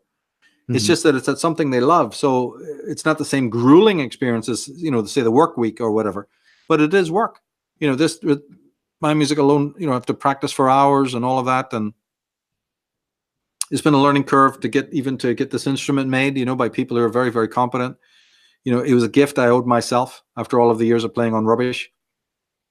So, yeah, and Bob Taylor's guitars from America, highly recommend those.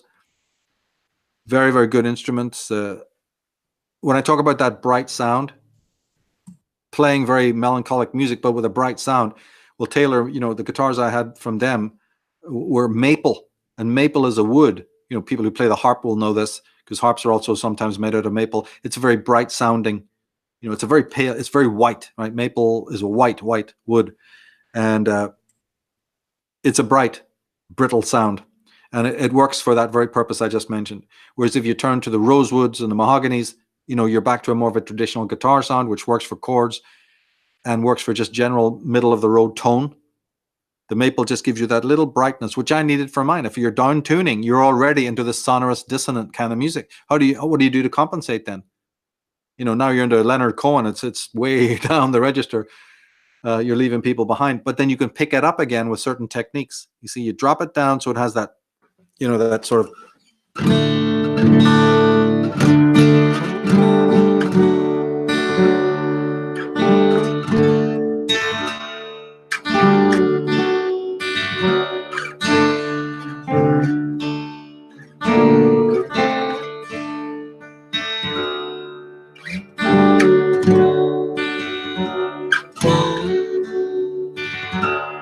Like that harp type of sound.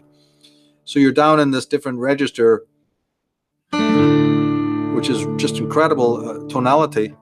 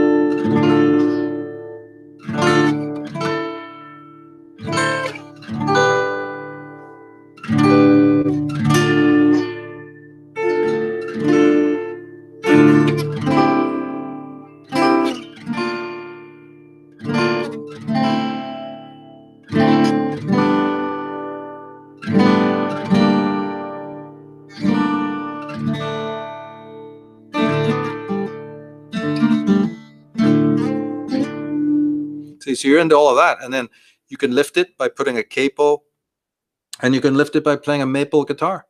This is not a maple guitar, but again, I noticed that sonically it brightened it up a bit, and so you have this then wonderful oscillation between the dissonant, the major and the minor, and all of that, and that opens up a whole bunch of possibilities that on a regular tuned instrument, 440 or whatever, or concert pitch, you just can't get. Not as well anyway. You can still get beautiful evocative music out of that tuning, but there was nothing. There's just nothing to compare.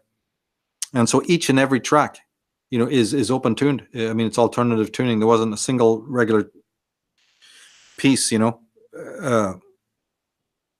any of the albums. So that was a very, very interesting experience as well to do it that way. Do you have a favorite chord? Your go-to chord? Your Michael chord? Yeah, this one. But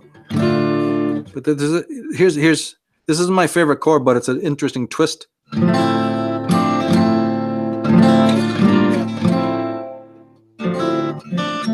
Because it sounds good either strummed.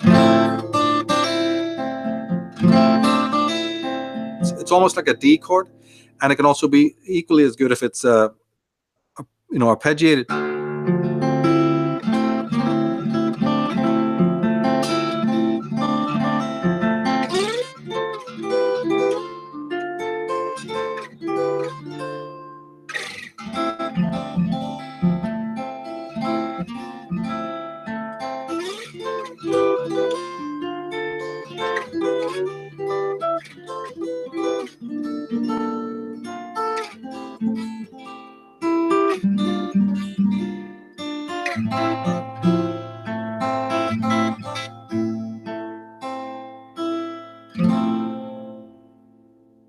It's an interesting jazzy type of sound, but I've always liked that chord.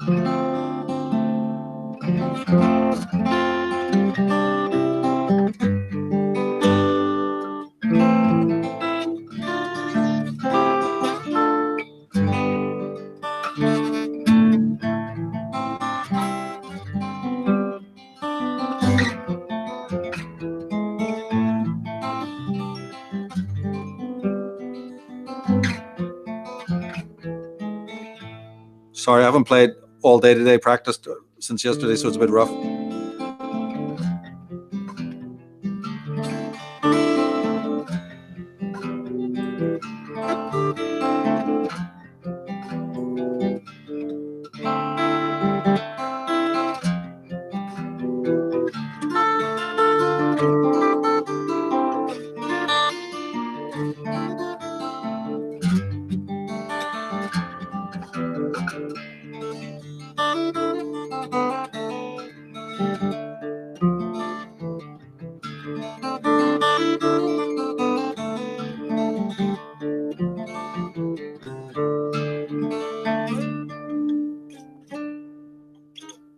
Yeah, I usually don't sit like this either. It's a bit awkward. But yeah, there's so many. Just listen to this. Just one string fretted, right?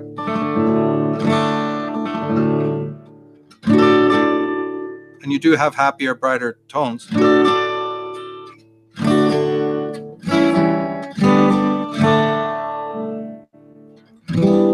And there's the... So the bar chord, would be... In this kind of tuning, the bar chord would be more like that.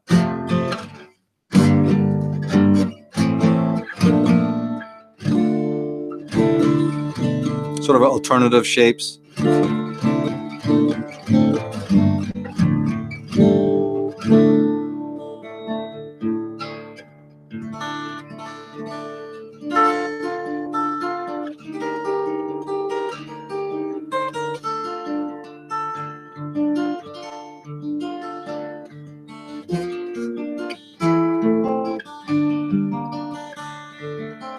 Yeah, I think that's a nice chord.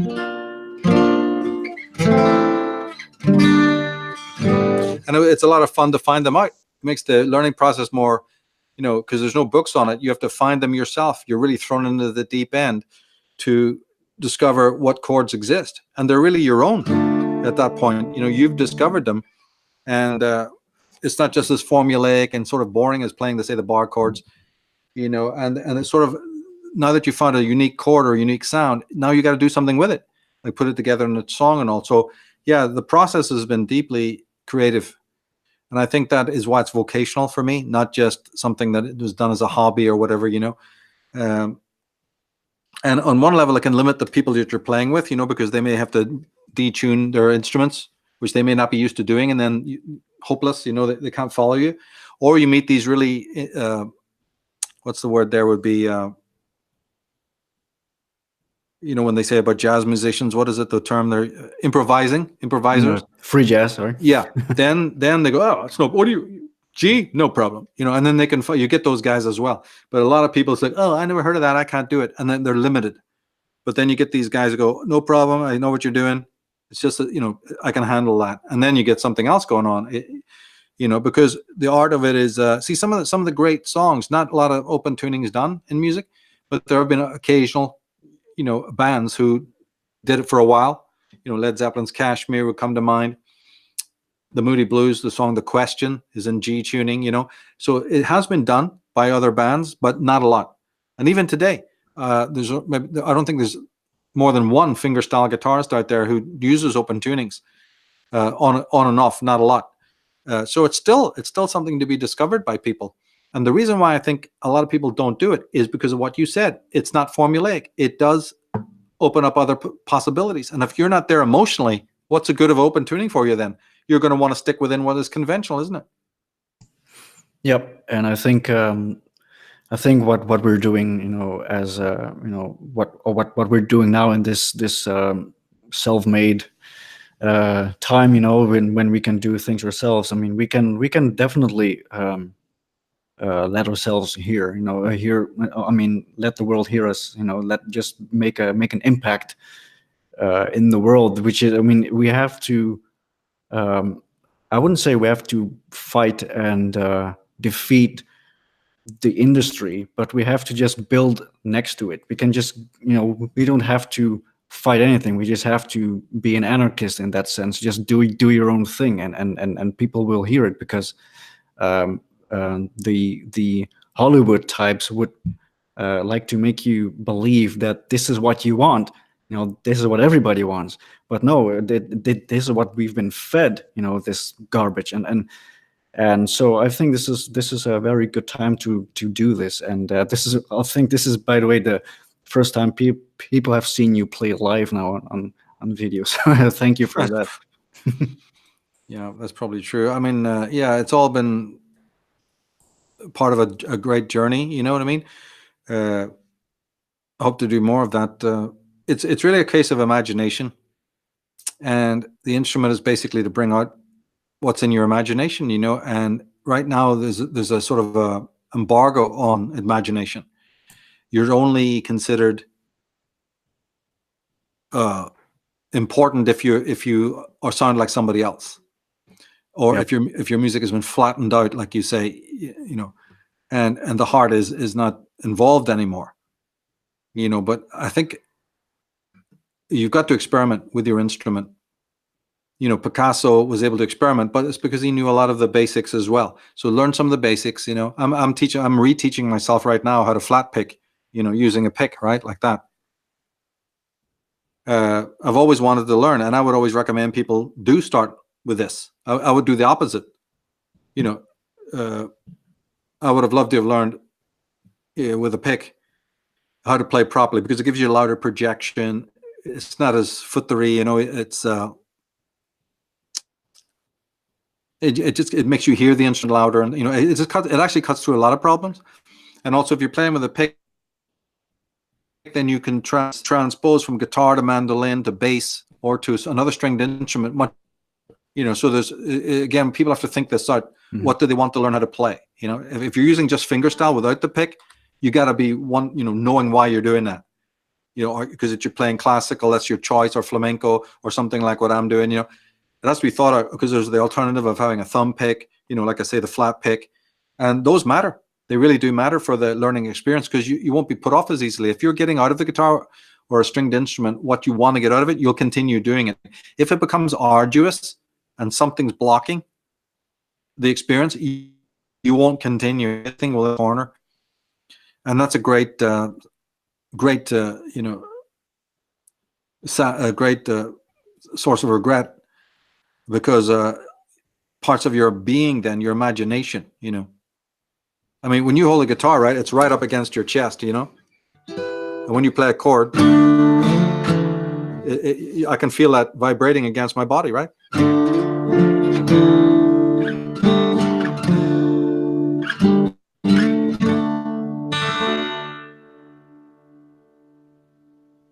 I mean, it's an extension of your arm, and it's part of your body. I can feel it against my skin, right? So, yep, that's a good point. Yeah. It's so much more than just I'm just banging away on some Billy Bragg piece of music. You'll soon find out that it's a hell of a lot more than that, right? And then when you start getting into alternative tunings and whatever, So when they asked me to build this guitar, they go, "What do you want?" I said, "Well, this is their standard style."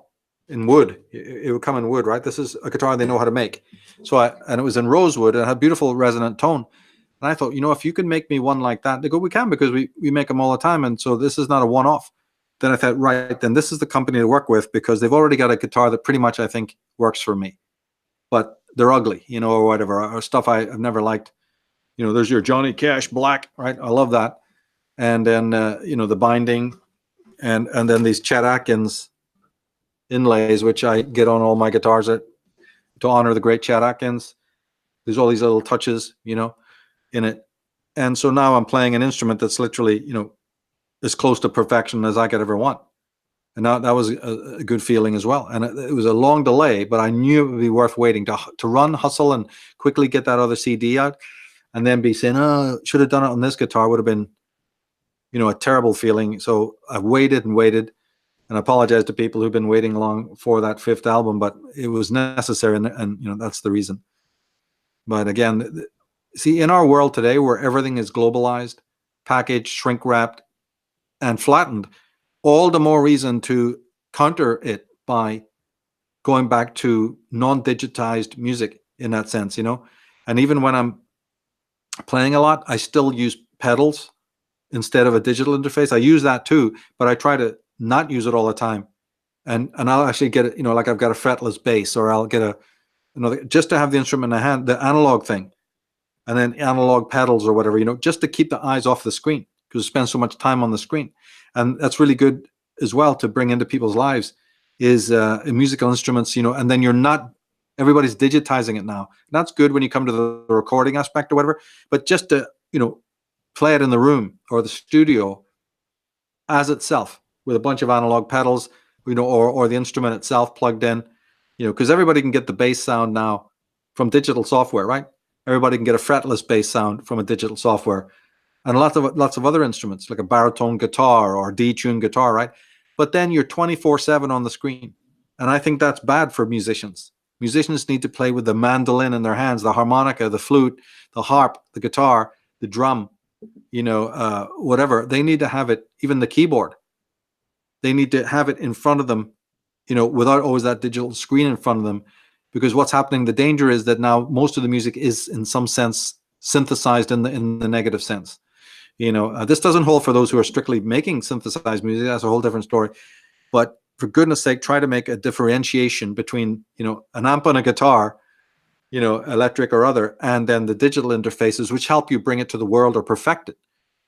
If you want creativity to continue flowing, the juices of it, you must play with the actual instrument. So to me, this is a meditation as well. Don't you see? It's not just limited to creating music. This is a whole way of life now. That's like something of the past, to bring you and to ground you and to take you away from the digital interfaces. If people understand what I mean by that.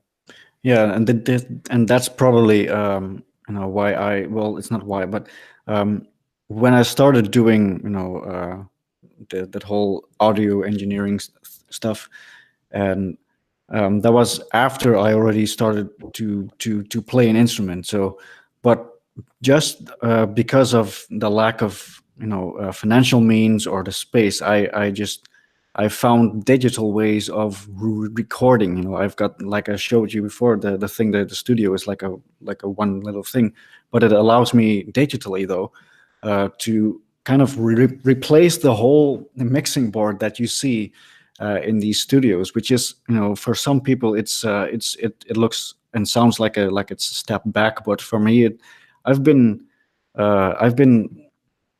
teaching myself how to work that, just from scratch. It is digital, but at least I play instruments as well. But but it's just uh, because of the lack of space and financial means that I don't have the actual physical mixers Yeah, and buttons and stuff. But there's pros and cons to it as well, of course. completely. It's like not having book library shelves to put all your books on. If you don't have the space to have a proper studio, then why bother?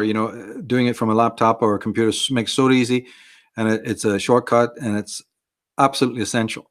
I couldn't do what I'm doing without it. But at the same time, I'm very conscious of not letting go of the other original style of just playing the guitar through an amp and still remaining true to that as well. Because that's where the creativity really is. But yeah, I could have gone on after open mic. I could have gone on to join up with some of those guys or form a band by calling other people, but it just didn't seem right. Uh, it just didn't seem right because it was still in the middle of perfecting the art, so to speak. And as I said, until '98, I didn't really have good guitars to play on. So when I got those new Taylors, it was a matter like starting from scratch again. I had a lot of tracks to finish and polish and new ones to write, but it also seemed like, whoa, I'm really hearing the guitar for the first time. That guitar that was given to me was a cedar, guitar. And the guy who gave it to me believed in my music, and he saw the hassle I was going through, and he knew that you can't play that beautiful music on that piece of crap. So that was a big step forward, and then the next and the next and the next. And then I started noticing that those guitars also were a little bit limited for what I wanted to do as I became more of a ear of a producer, right? Then I started to realize, the limitations of those guitars, brilliant as they were for anybody else. So then I had to go through another transition of getting rid of those, swapping them for something that I felt, had a brighter tone or whatever. And then that went through another 5 years experience of trying to, and then I didn't realize that it was that the maple wood is probably the one you want. But then no sooner do I get a maple guitar than I find out the downside, which is that maple is a very unforgiving wood. It demands that you play with unbelievable precision, whereas mahogany and rosewood sort of they're the good teacher that turns the blind eye, and that your imperfections actually sound good. They sound part of the music. Maple, no chance. It's the strict music teacher from hell. You've got to fret properly. So what did that do? That's another 5 years of of becoming a better player, because now it's demanding that the wood is teaching you. Yeah, And you're it's the going, same thing oh, with it's the same thing with drums actually, because I started out with drums, and you've got single ply, three ply, and even seven ply that's now, right. and then you've got different skins and different, even your sticks, which are made from wood, have an effect on it, and then the hardware. Don't even forget the hardware, because the drums it's all wood, and you're was gonna say banging your wood, but it's kind of but it's and the cymbals, they're made of different, like bronze. You have the cheaper ones, and you've got different different uh, you know things that make up the sound, and a lot of people who are not um, uh, you know into what we're into, they just, every drum kit is the same thing, every flute even is the same thing, but it's there's actually some people have made the instrument with their own hands, so there's a whole history behind every instrument then. Oh yeah, and when it comes to guitars, there's also that issue. I have a link on the website links page between what's called a solid body guitar and a laminated. This is the first non-laminated guitar that I've played. It's called solid body. Uh, and people say that makes a big difference. I don't think it makes a biggest difference as they say, or at least let's put it this way: the laminated guitars work for me sound wise. I got rid of two, high class solid body guitars for a laminated guitar because again it had the sound. So all the rules are there to be broken. Really, I especially in my work, I've any rule that ever existed, it's been broken. So a laminated guitar, why would a person who plays very well, high level, got all these original tracks, want what would be considered a kind of an entry level guitar that's laminated? Yeah, me, because all the other ones didn't sound good. Mostly it was a bass issue. It was back to that thing I said about the Celtic style of music that is very lacrimosa, is the Latin term, right? Of tears, right? But it's played on the sweetest instruments. Now that creates drama, that creates conflict, that's pathos, and all the rest of it. And so in my own way, I realized I didn't want to get a guitar that was too muddy, where the bass, right? The bass strings are the first three. And especially the heavier bass might have been too muddy.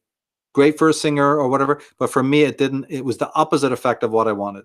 So the maple guitars, they knock that bass out, and the bass string is so much less resonant, and it's a little brighter. And just a hair, and that's what I wanted. And so again, that was a saving grace. That was a really good ritual. It was a marker, along the way, which without that, I think I would have been very, very frustrated. There was one time actually that I got a guy to take off the low string and move all the strings up so that the second string was the low string. Wow. And then the gap that was at the bottom, he put another one of these. He just put another one, and we tightened them up, and it worked for a while, right? Because I just couldn't stand that heavy bass, right? So I've tried everything, and in the end, that didn't work because it lowers the tension of the neck, and then the guitar doesn't stay in tune a lot. And then you have to have a guitar that has more wood, and it just gets into a big problem. So I dropped that system, but for a while it worked for me because I got rid of that muddy tone. But then when I found the maple guitar, then that took care of it. At least, it took care of it through the latter years of experience. And I had a dream. I wouldn't have even got that guitar except the previous night I had a dream about a black guitar. And I went down to the shop and I start, looking for something, and there was nothing on the shelves that I saw. And then this mate of mine who worked in the shop said, "Oh, have you ever heard of Doyle Dykes? The famous American guitarist?" And I said, "No." And he whipped out from the window this black guitar that's a Doyle Dykes, signature guitar, which I bought, right? And it was black, and it was like, ding, something's just happened, like a deja vu. And then when I played the guitar, it had the tone I wanted. And they go, "Sure, that's maple," because they know everything I don't know, right? They go, I said, "Hey, that's really bright, kind of raspy or brittle." He goes, "Yeah, it's made out of maple." And this Doyle Dykes guy plays with steel fingertips, really brash and loud. And it had the sound I wanted. Not totally pleasant, because it was a very different learning curve from what I've been used to for years and years and years. So I didn't particularly personally like it, but it did the job I wanted it to do. And it was only after maybe a year that I started to actually like the tone and prefer it. You see, so it was a big breakthrough, and that's how I was able to then start. I didn't start recording the albums until I had that Doyle Dykes guitar, and I still have that.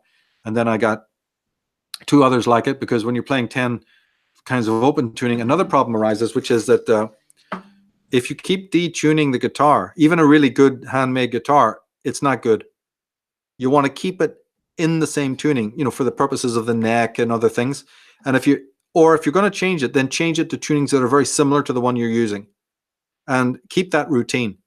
Don't be wildly, changing every time you do into these wildly different tunings. It's not going to be good for the neck. Well, what does that mean? More bloody expense, of course, what it means, because now you have to buy more instruments and keep them. And, this one's in 3 tunings, that one's in 3 tunings, this one's in 4 or 2. Or you're honored to do that, because you will ruin a guitar by constantly going from the C's to the D's and back repeatedly. The guitar will stop staying in tune. A neck looks like a very solid thing. It is absolutely not. And they've done, spectrographic stuff where under a microscope you can see that the string doesn't bounce up and down. It moves like a serpent. It's a wave. Right? It's really a wave. It's an amazing thing when I saw that. And also the neck, of course, less exaggerated, but it's also a wave. And so open tuning, you run into a lot of issues with tuning. It won't stay in the right tunings unless you've got already a custom made thing that builds. And then I tried that, but then they were charging me an astronomical amount of money. And there was no way I was going to do that. So the next best thing is to buy cheaper guitars, and then keep them in those open tunings and grab them, when you need to. And that they ended up having that, which was not expected and which wasn't planned, and which I don't really like to have done. But this is all the different kind of things, a person who's good at, souping up cars, dragsters and all, anybody's into, upgrading anything and doing it with a real love realizes that in the end, you have to make the very tools that you're using. You have to make the tools. That's why I have so much respect for Bob Taylor in California. Bob Taylor is not only a guitar manufacturer, he makes the tools that other guitar manufacturers, Larrivee, Martin, they've all borrowed his tools. They've all taken his patented tools for making guitars. The man is a genius, right? And in a way, he's the fulfillment of this rule, which means that you almost have to break a thing down to its component parts. All I wanted to do was play music. I had no idea, the road that was lying ahead. Because I don't have the hands to just pick up like everybody else, any instrument, that'll do pretty much, by and large. I'm so finicky. There was so many issues. Oh, the neck's not thick and thin enough. The gauge isn't, the strings aren't right. The tone isn't good. The bass is crap. I don't like the color of the tuners, and stupid shit, right? But I'm that kind of musician. I have so much admiration for those just, and they're at it. And they don't have any problems. I've seen people at the open mic. I used to marvel. And then hey, can I play your guitar for a minute?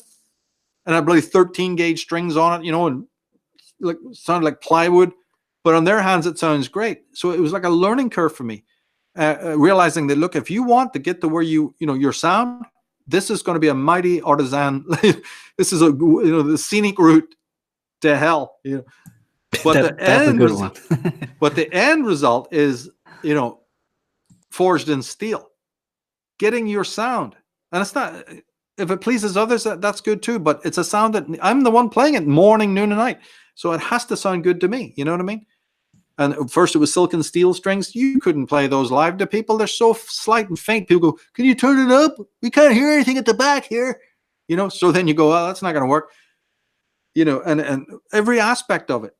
I'm not the guy who just gets wheels in the instrument, sits down, and you're good to go. It has to be brought down to the like a Lego set. You have to pull it apart and put it back together again with you knowing each and everything about it. And I tell you, not a lot of people have to do that. This is something that takes you on a journey. I have such admiration when I look up some of my favorite guitarists, and they're playing guitars that are totally generic, just off the shelf stuff. No frills, no beating around the bush. No, none of this. It's just a generic guitar that does the trick. It's just a regular Gibson or whatever, and they're getting beautiful tones out of it and stuff like that without any messing about. I really admire that. I wish that had been the case for me, but it's just not. These Neil Young guys with their big thick hands and their technique, and it's just easy because their musculature is very different. Their attack is naturally brighter and louder, and they don't have that iffy relationship, problematic relationship with the instrument like I've had, But again, because of it, it's quite an inventive process, actually, in the end. But the main thing for the person listening, they don't give a shit about this and don't need to. It's the final result. Did it work? Is the music getting across to people? And then also, is it getting across to them in this emotional way where they understand that it's mood based? I already know everyone won't like it. It's got to do with certain people, where it takes them on a journey. They're not so concerned about the name of the track even, or, the artwork or whatever. They're understanding that this is a very personalistic thing. And that if you listen to it, then it will open up your own imagination and you'll have your own visual, and sonic experience with it all. That was the ultimate goal. Yeah, it's the content that really what it's about exactly. And I'm kind of like what you said about really knowing every it has to be your instrument. I've never been, to be honest, I've never been interested in brands or manufacturers or something, and I don't even know much about them still. It's not to sound like I'm beyond that, like oh, I don't care, but I have no idea. I just happen to have an LTD and Pearl drums, but it could have been Tama drums or Gibson. I don't know, but and you have some people who swear by they wanna they're like a Gibson guy or Ibanez guy or Pearl guy, but I guess I haven't really.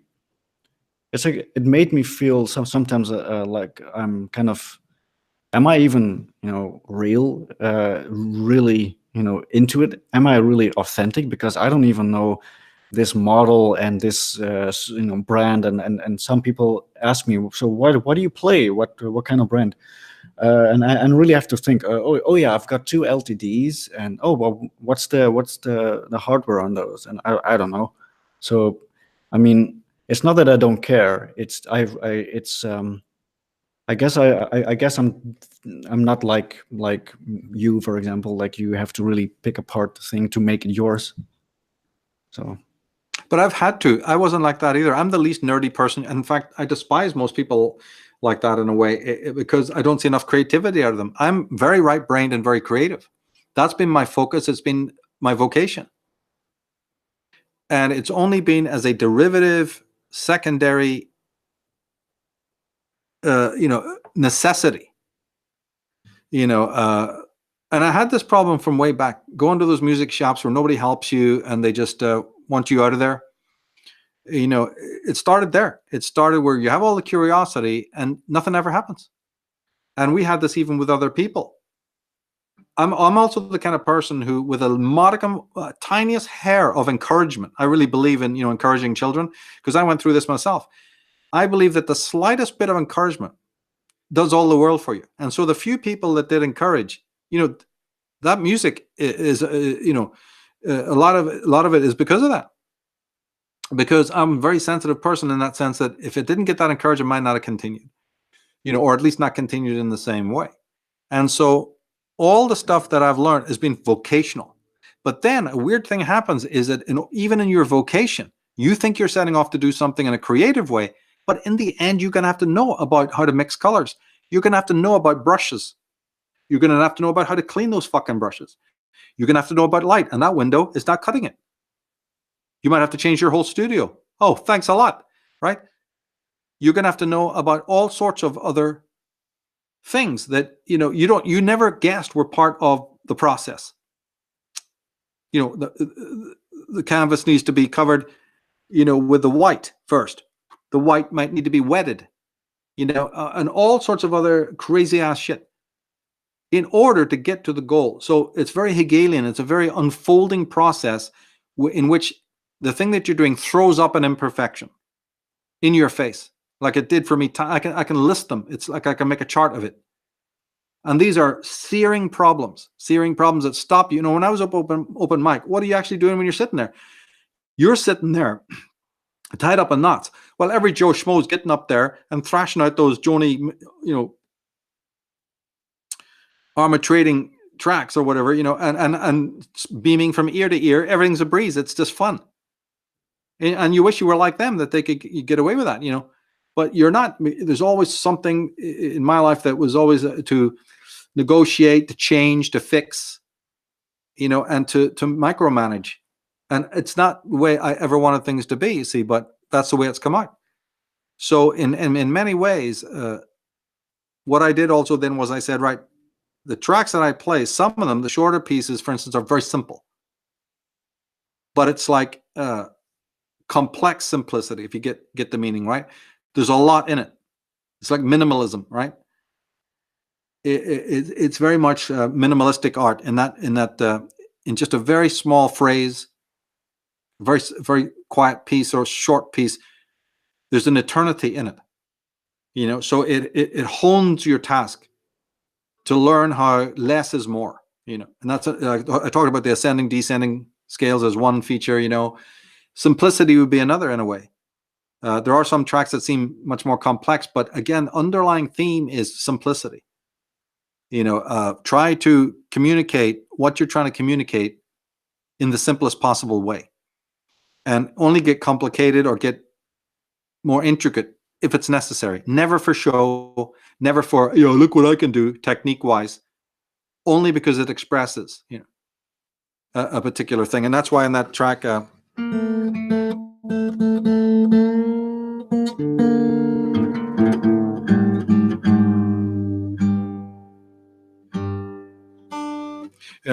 Shadow, I think it's Shadow One, the opening track.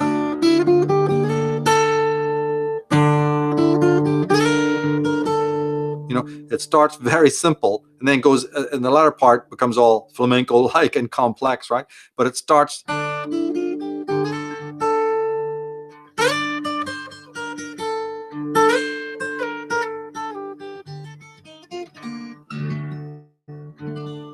very slow, right?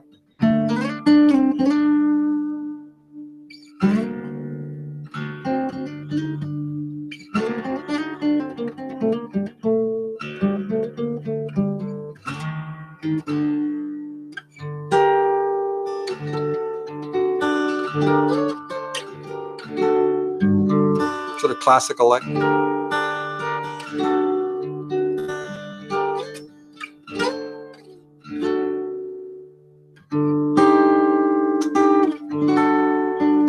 There's that dissonant chord.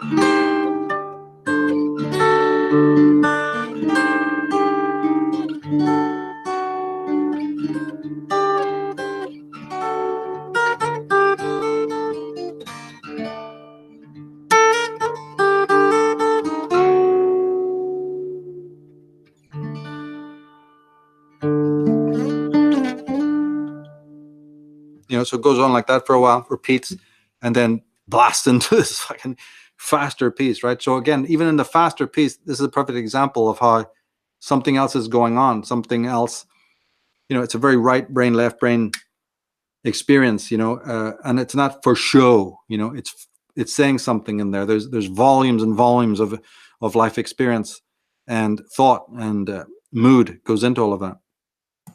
Mm-hmm. So what kind of bands are you into at the moment, or what is on your mind when it comes to that? Been listening to a lot of the Church. Their latest album's a masterpiece. I listen to a lot of Echo and the Bunnymen, from the rock pop. But I listen to a lot of the Moody Blues. And as I say, now because I'm listening more with a creative ear, oh my God, the whole experience of even bands I've listened to before, Typo Negative, what they're Typo doing. Negative, very good. Yeah, phenomenal bands, and Paradise Lost and Candlemass and King Diamond, and so I listen to a lot of the music I still always have listened to, and Creator and Accept, bands like that. Saxon just blow me away. I mean, consistently one great album after another. But now I'm listening to, why did they do it that way, or why that intro, or what the hell was that, thinking more in terms of, see, why I like Echo and the Bunnymen is because the guitarist in that band has a style in which it's just lingering on the one note. It's a technique that, like, like that kind of thing, right? Where there's a lot of lingering.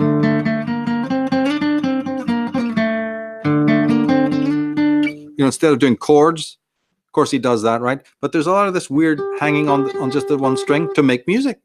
And I picked up on that technique, just like I did with Tony Iommi, and these endless tempo changes, right? I find that really interesting, right? So there's all sorts of things to listen to, not just recreationally.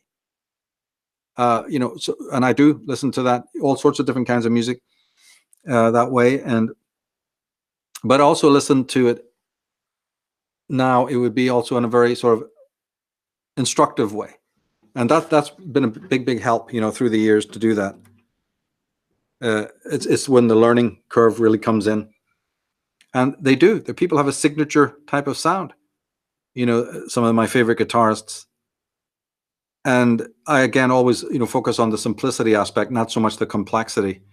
So when through the 80s and 90s, when all that shredding and all these different stupid techniques were popular, right now there's all this slapping stuff on the guitar. That's the in technique. I don't Yeah, hear I've much seen it. music. I don't hear much music in that. It's just a technique. It's like a flamenco technique, or It's a trick. it's a trick. Yeah. Right, exactly. And it's good. And I can do it, right? And I did it in the past and I got sick of it right away, so, and it's cool, for what it is. But again, techniques come and go. And then people are left with wanting music again. So I try not to follow any technique. I can appreciate it for what it is. And I do listen to some of that kind of music, in today.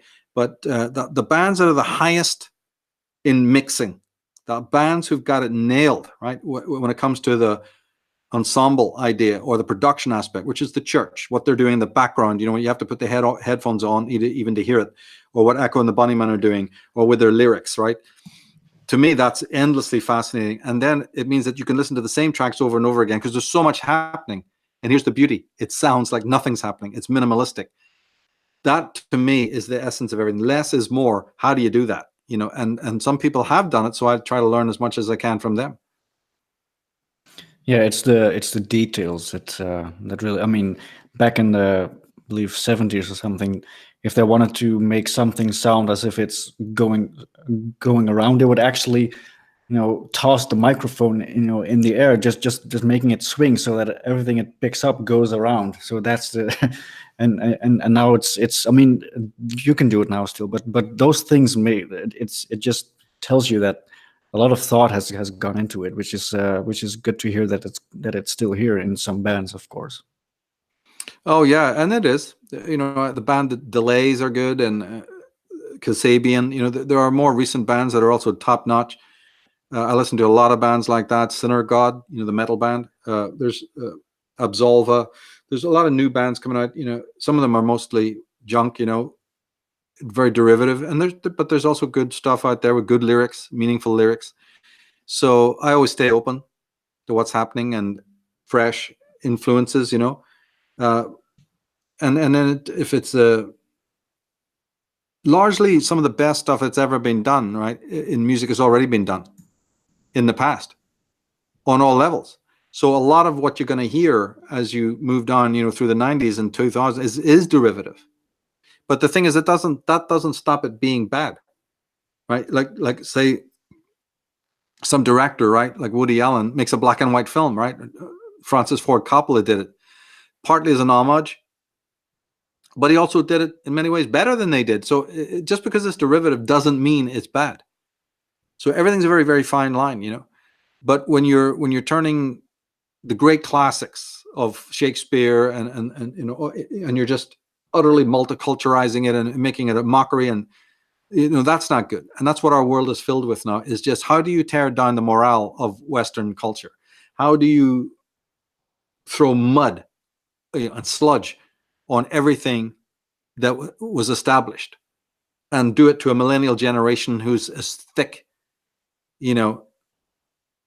as you can imagine, totally and utterly devoid of any cultural elements at all. They're not even in a culture. There is no Mitwelt for these people. They're just totally vagrant, and that's the culture we're living in. And therefore, what now your job is to go out and seek that great music, classical, whatever, Django Reinhardt. How many people have ever heard that name?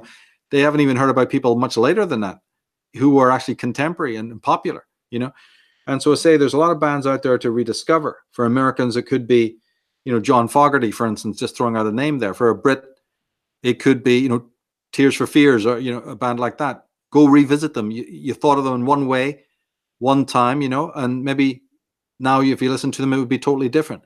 Or go and rediscover The Who, John Entwistle's bass playing. Wow, right? Or something. So the past is already a great repository, which you can dip into endlessly. There's so many bands, Jethro Tull, Wishbone Ash. I mean, how many people listen to that band and they blow everybody else off the stage? They practically invented the twin guitar harmony that bands like Thin Lizzy, Iron Maiden, and other bands picked up on later. Yeah, how many people have ever heard of Wishbone Ash? Mm-hmm. Their albums are monstrously brilliant.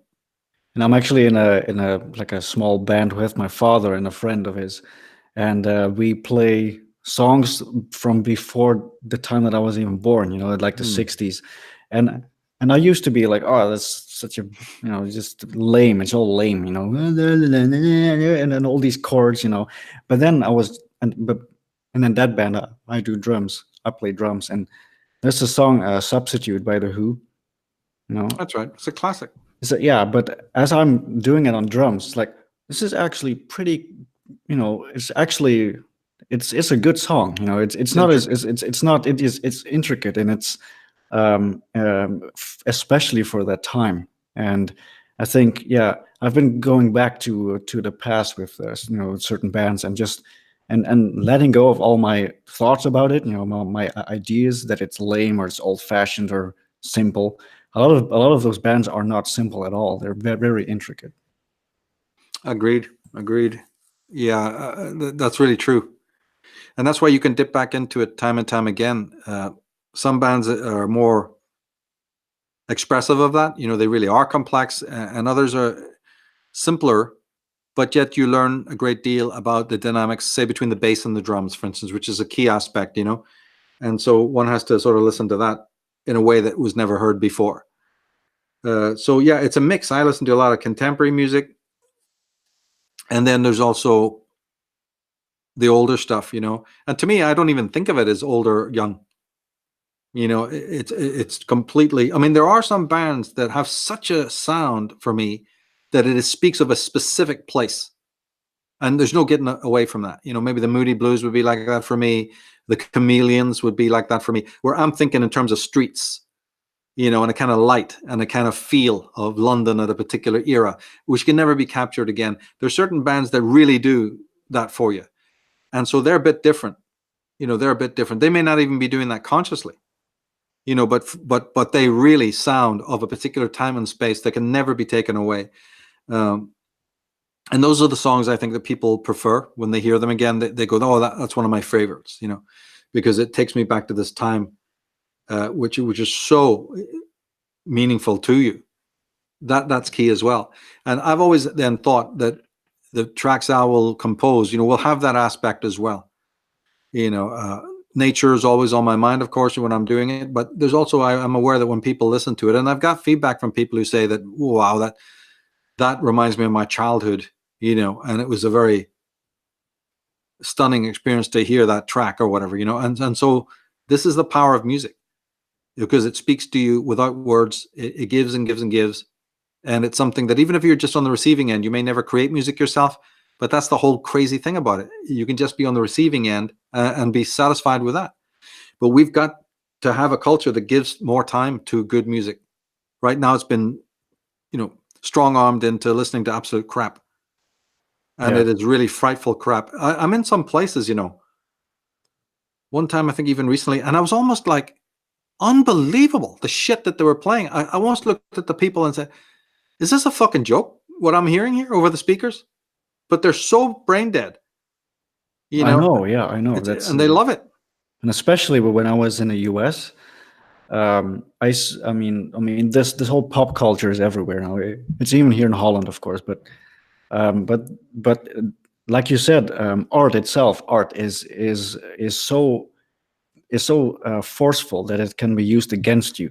So it's really that it's art against the world, and the world is also against the art, because look at what's happening, and you've got all this architecture stuff that's going on, and that's being rebuilt and to modern times to meet the standards, and now you've got it in different aspects of arts as well. So we have to really get back into the roots of it all, and I've been going back to even Rachmaninoff. I really like his style. I think he's the one who I like the most of all of the greats, Rachmaninoff. And then you can really understand, oh wow, this is some guy who just made it up. He just it came out of his mind. It's intellectual property. It's like it came from his mind, and now it's timeless. So potent. Yeah, like even 13th century music from Spain. Yeah, I like Jordi Savall, who plays this old ancient instrument, the viol. That all sounds real simple until you see these 7-string instruments that they're playing it on with a bow. And then you go, oh my God, what the hell is this, right? But again, as I was saying with the guitar, right? When I get into all of those technical aspects, they weren't technical to me. They were artistic. I should mention that. See, this binding, right? It's from Africa. It's an African wood, right? It's different than the top. The top is different from the, rosewood that's inside. The top is probably spruce, but it's painted black, right? This bridge is ebony, right? The fingerboard is ebony, but the neck is mahogany, right, with a ebony overlay. Then these mother of pearl, they're not regular mother of pearl. This is a specific darker type, to make it look a bit subdued, right? The headstock, it's got a tuner on it, but there's the logo. See, and I didn't have that. It's a Celtic. See that Celtic braid? Mm-hmm. Avalon, right? And I didn't get that done in their normal traditional size or coloring. It was another kind of mother of pearl, right? So every aspect, it's an artistic thing, right? The tuners or whatever, this inlay, mother of pearl inlay, that was hand. We had to discuss that as well. So even when I said that it becomes a technical thing, as a matter of fact, it's more art. That's probably one of the reasons I was able to get into it, because not being a very technical person, it didn't matter, because you're dealing with an artistic aspect, as well. Like, think about even the strings, right? 3,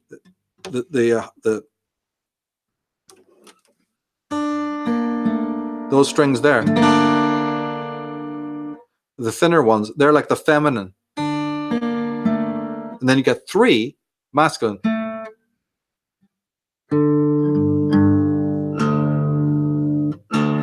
So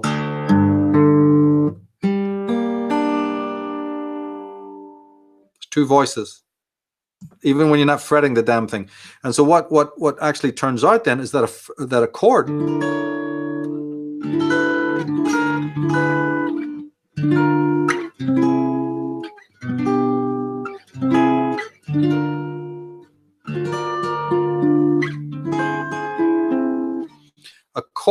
is actually the marriage of the masculine and the feminine. So it's androgyny. So what we know as a chord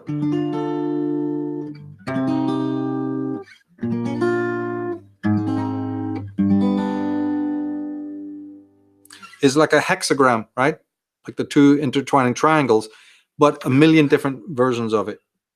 But it's the voice or the conversation between the masculine hemisphere and the feminine hemisphere, and it's all language. So when the listener, the player, is involved in a discussion, right? It's a incredible language of which we're all participating, and when you're listening to it, you're listening to the conversation, and it's the highest. It's androgyny. It's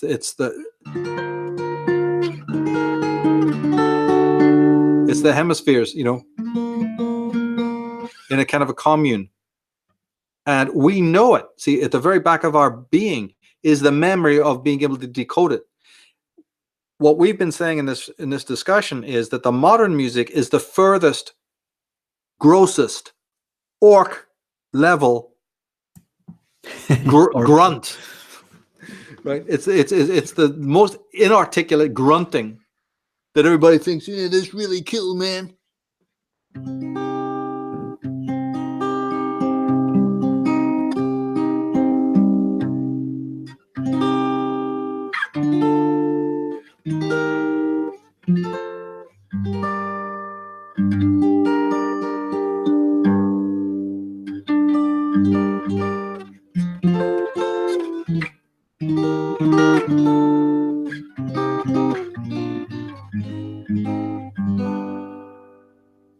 See, so it's like a cry, right?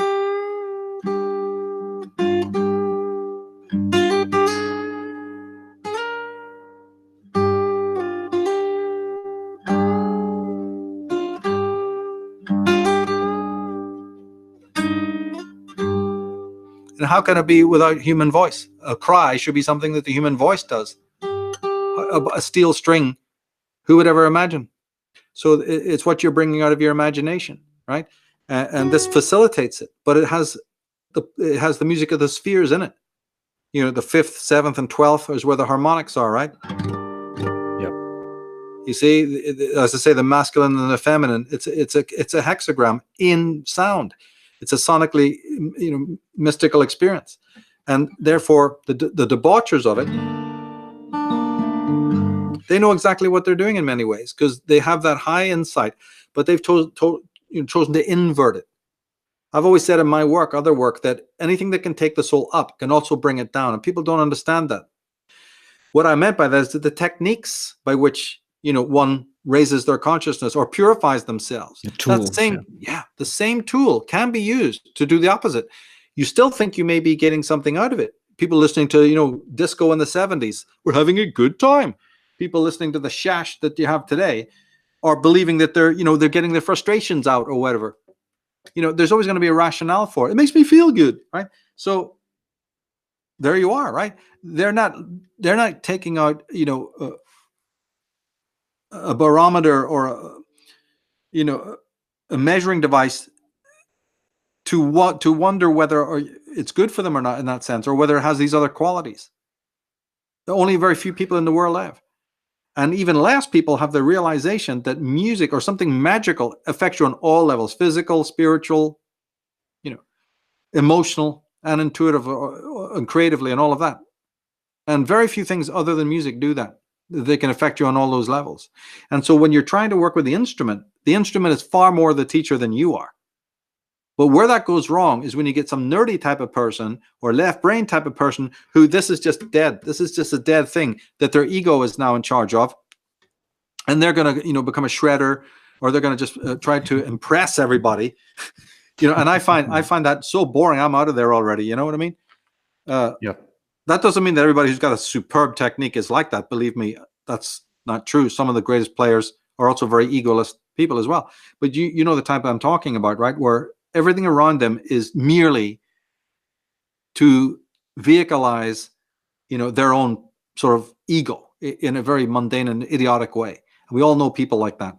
For me, this has been to ground the ego, to put the ego in its right place hierarchically, so that then other things can fly, other areas of your being can be explored. But yeah, again, it's not just technical. There's a lot of weird symbolism and meaning. 22 frets, 6 strings in one neck. That's 722. That's pi, right? 6 actual strings, but the neck can be considered as sort of a hard string. That's 7 horizontal, and then 22 frets. Don't need to go for any further, right? That's pi, for goodness sake. So again, you're up to something, whether you know it. And here's the beauty of the most spiritual things there are. They don't advertise themselves. People could play a guitar all their lives and never know what we just talked about. And you're not meant to know. It doesn't matter that you know. The greatest things in your life are right in front of your eyes. The great miracles, but you have to create the eyes to see it. What are the four vowels?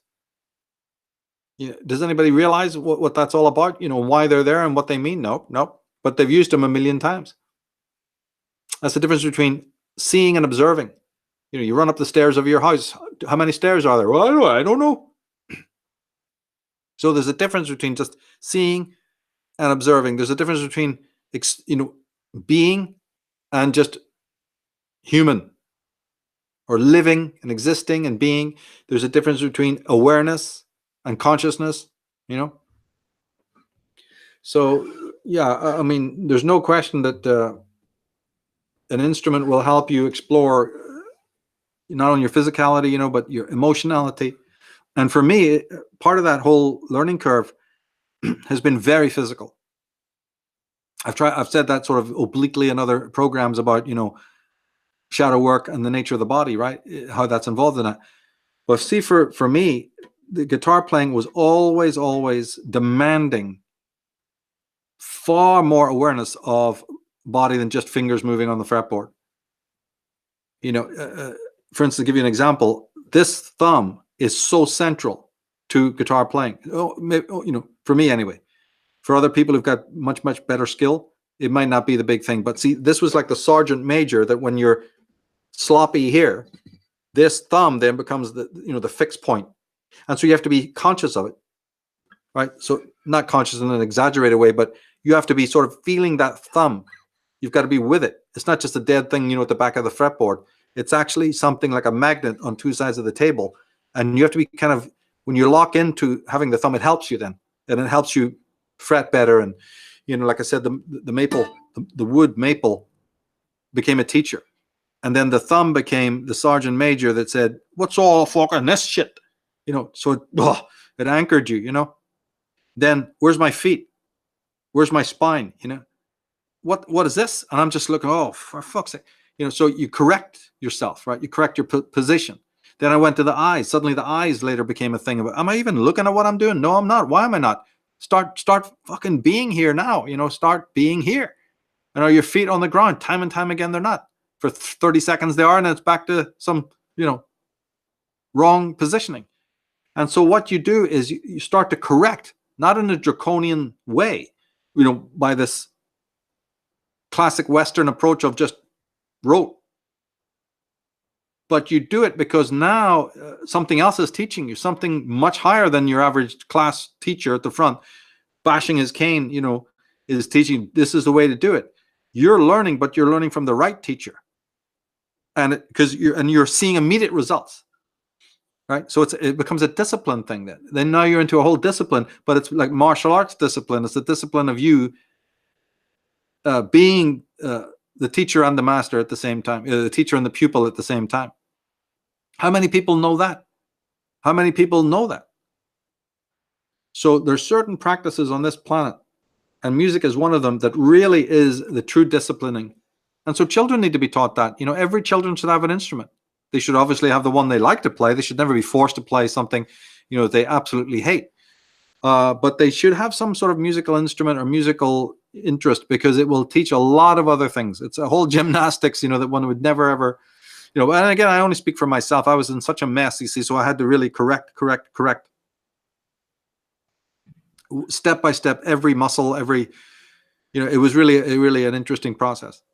And for me, the same effect that you just explained is when I play drums, because your whole body, first of all, your spine, be aware of your spine, because you don't want to be slouched over like this. And so you've got all of your limbs, all at once. They have to play, you have to use your right hand as the backbone, for a hi-hat, for example. And then you've got the snare drum with your left hand, and you have to time it. But it's not like some people that I've been teaching drums to. They think very just like it's just maths, just so it's 1, 2, 3. Oh, I forgot the 3. Oh my god! And then they make this whole formula in their head. Which, I mean, there's also that. So there's also, it is a mathematical thing as well. But some people just only think about the drums and they memorize where to play which hand or which foot. And so when I play drums, especially live, actually, I was so aware of my body and of my spirit, really, because I'm on this stool with drums in front of me. I'm the backbone of the whole band. If I if I fuck up, then the whole band will just be, come on, dude, everyone's just thrown off. And it made me feel really in charge in a way, and also very this is basically what life is. You have to be captain of your own ship, and then sometimes I can feel where my doubts are when I'm suddenly afraid of hitting a certain cymbal too loudly. I'm like, what is this shit? You're a drummer. Just hit that thing, So it is a kind of a reflection of how I'm feeling mentally when I'm on the drums. It's like, okay, I'm not really into it, and then I can feel that I actually want to go home, and then all that stuff comes, and then maybe it's not really my instrument, and then I automatically think, no, you just came here to play drums. Now you're gonna fucking play the drums, and just all this mental and psychological stuff. Also, it's making me aware of myself when I play, because you're hitting things with your arms and with your with your feet, and it's a very intense experience, and I'm sure you have that with your instrument as well. But yeah, that's right, I do. All sorts of things can throw you off. It's very good to have humbling experiences, where you listen to people who are way better or whatever, and then deal with that self-esteem issue. When at open mic, we'd have some guys floating through. They weren't part of the Seattle group, but they know where all the open mics are, and they travel and they play. And by God, we had some people coming in there that was just dropping good, And then you want to throw the thing through the window and go, I'm done. So what that does is it helps you fortify yourself. It helps you know where your limitations are. Yes, there are people that are better than me, right? That's a good feeling. You've got to turn it into a good feeling. You've got to, grow up and say, right, I'm not as good as that guy. But that doesn't mean I then capitulate and stop playing.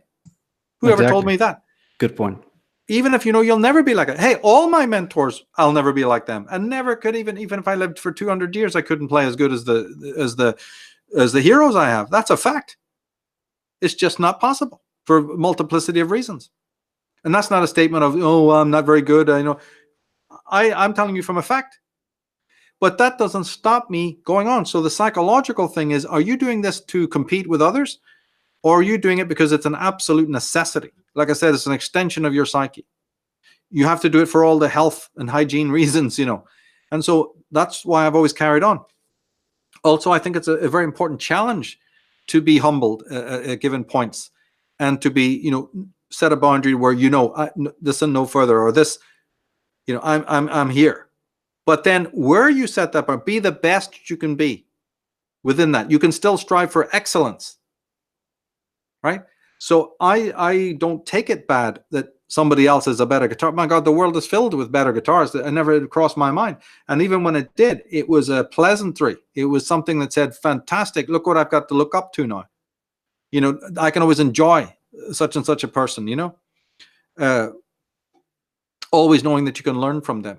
But on a psychological level, instead of throwing it down and saying, I'm done with that, that comes from the ego, right? When you realize how beneficial this learning curve is, and that you're learning from this instrument more than you could ever learn from anybody, and that it's always there for you, right? And it's there also in the darkest times. It's better than the Salvation Army hotline, right? Then that you owe it a debt of gratitude, you see, and then you move from that point and you try to express yourself through it. But it's a really personalistic thing. For me, it's not really something that can be done or necessarily should be done in front of others.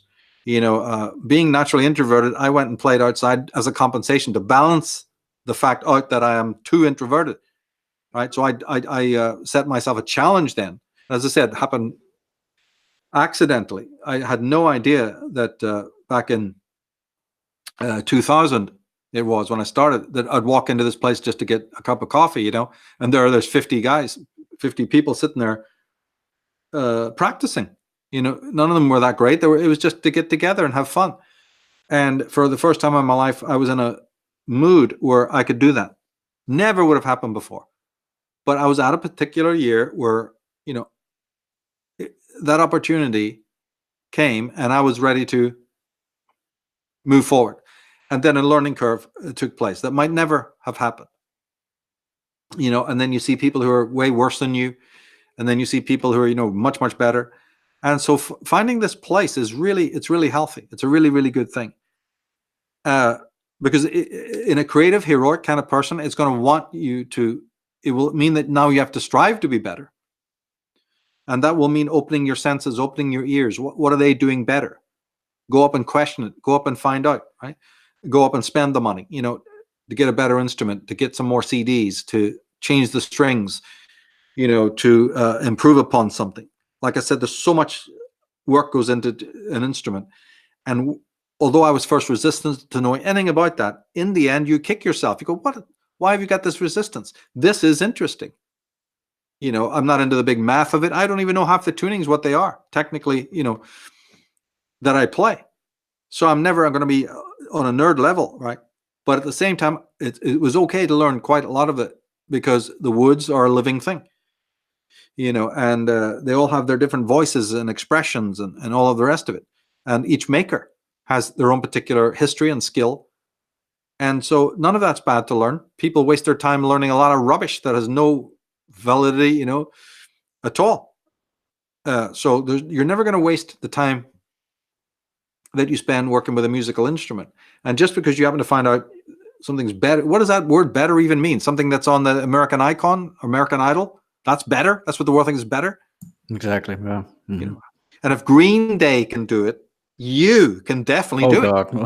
Right? Don't even start about Green Day. You talk about these other morons who are making millions. Well, look, isn't it a very clear message that if they can do it, if fucking Suzanne Vega can whine and whine on, you know, oh fuck, right? You can as well. Yep. Right? The ceiling is not that high, and if my God, if they can do it, get up and do it yourself. It's so pathetic, you know. So there may be people better than you, but it's a fucking lot worse. So get on with it, you know. And as I said, I've just been that person who, for vengeance reasons and shock reasons and just something to do reasons. And again, I would say, like I said on my website, I've been led. It's not been something that I've ever done through a will. I don't think anyone would will to do the journey I was on. Really, I don't. But it was being led, and then being a good student and fascinating and not wanting to drop the ball, and then realizing what's reciprocated, what I'm getting from that experience, you see. And then don't forget either, this other work that people know me more for, that can become very fucking depressing. I can imagine. Right?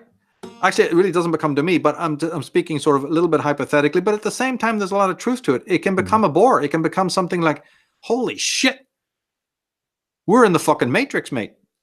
So, all right, if you're in the prison, you know, what do you do to alleviate, you know, the tension, so to speak? And for me, you know, I know others go to the piano or whatever. Others may go jogging, right? The guitar for me has been a way to, I hate to use the word escape, but I mean it in the more positive, creative sense. I don't mean it in the negative, you know, evading who I am. I mean stepping aside and getting objectivity to say, hey, I'm a public face now. All my words go out to the public. Is there anything still private in my life? Is there anything where I can just retreat, you know, so to speak, and just and be on my own and not so private, not so public, you know? And so working with the guitar and music in general was that as well. Where it could have been very public if the band had succeeded, I don't think that would have been a good thing. I might have lost more than I gained. And so coming back to the instrument and learning from it is something very, very brilliant in that sense, you know, to get back in touch with what sound is, what a tone is, you know, what are your eyes and ears doing, what's your hand, like I said, the posture. You know, I went through a lot of body work because I stupidly did things wrong on the first album and then came out with all these terrible, terrible tensions in the back. You know, it was a learning curve, right? And then corrected that, you see, and then thought about, okay, what's the posture? You know, like you say, sitting on drums, there's a whole separate way. And then remember your wrists. Some drummers are really tight, and then they butt the wrists, they get carpal tunnel or whatever. There's this whole thing with the lightness of it. You're barely touching it. A very Zen thing, you know. The viewer doesn't see that. They just see you hammering away on the drums. They don't know that there's a whole art, you know, going on there where there's a tremendous, you know, you're using your wrists and your elbows and shoulder way different than they would possibly imagine. They think you're just thudding away on the drums, right? Yeah. No. And actually, there's always one smartass in the audience, you know, because we had a gig when I was in my black metal band, really heavy, really, you know, heavy band, and there was a guy coming up to me after the gig, and he was like, "Oh, you're very good, but you should use your wrist like this." And I get out. Is that the only thing you're gonna say to me? You know, you were. Because I did see you headbang the whole time, you know, so I must have done something good. But then he just took the time to, you know, because people think it's just banging away at the drums. Anybody can do it, you know, but there's a definite technique. You've got the French grip, you've got the you know, the jazz grip. You've got all different kind of grips, and you've even got feet techniques, you know. That's right. Especially with double bass, and you've got the heel toe technique, you've got a swivel technique, you've got the stomping technique. So it's an art, and a lot of people don't even see it, and not just for drums, but just any instrument really. Well, I wanted down the line after the project's over, I want to maybe do a few vlogs to get into some of the difficulter stuff, and also that kind of thing, and maybe help again people who are starting, you know, not make some of the mistakes.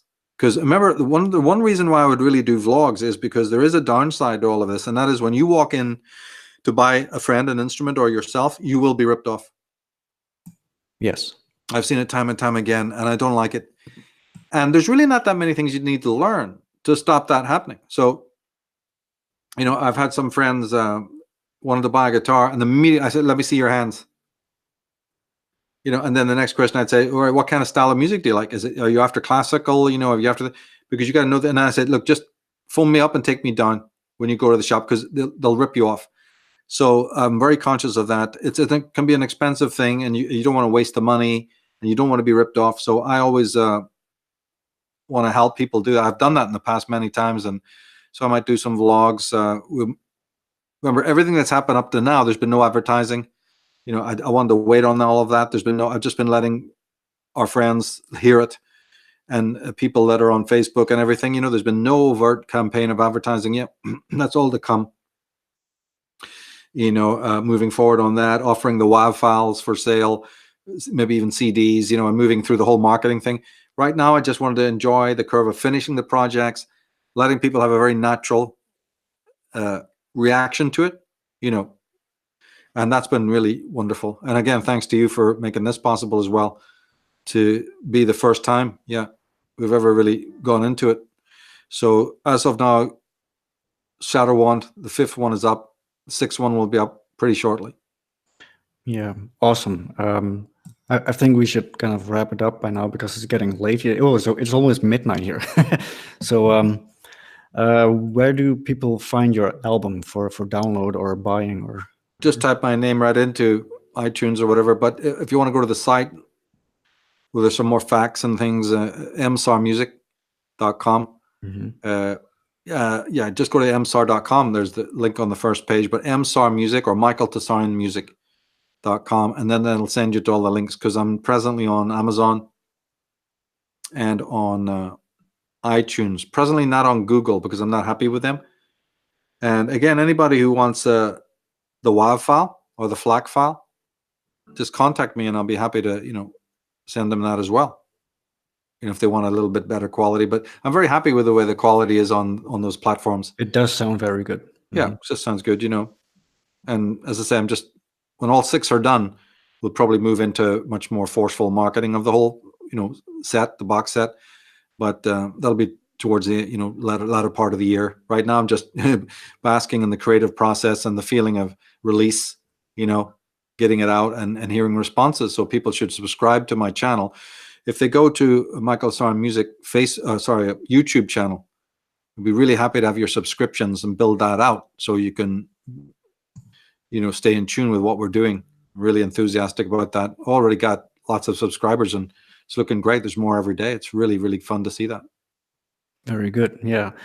Well, I think we should wrap it up then. I really enjoyed this, talk, this different vibe of, of speaking. Because my podcast was mostly about philosophy and conspiracy and stuff. And I think people would like to see this side of you as well. So thank you very much for having done this. No problem, mate. Oh, it's great to talk to somebody who knows what they're doing. So thanks, John. Really appreciate it. Okay, man. Well, have a good night, and everyone in the chat, thank you for going through all this. Has been the longest podcast, I think, but I think we should do this again, definitely, and hope to speak to you soon. Oh yeah. When the last one's done, I'd love to come back. Okay, John, take care, mate. Thanks again.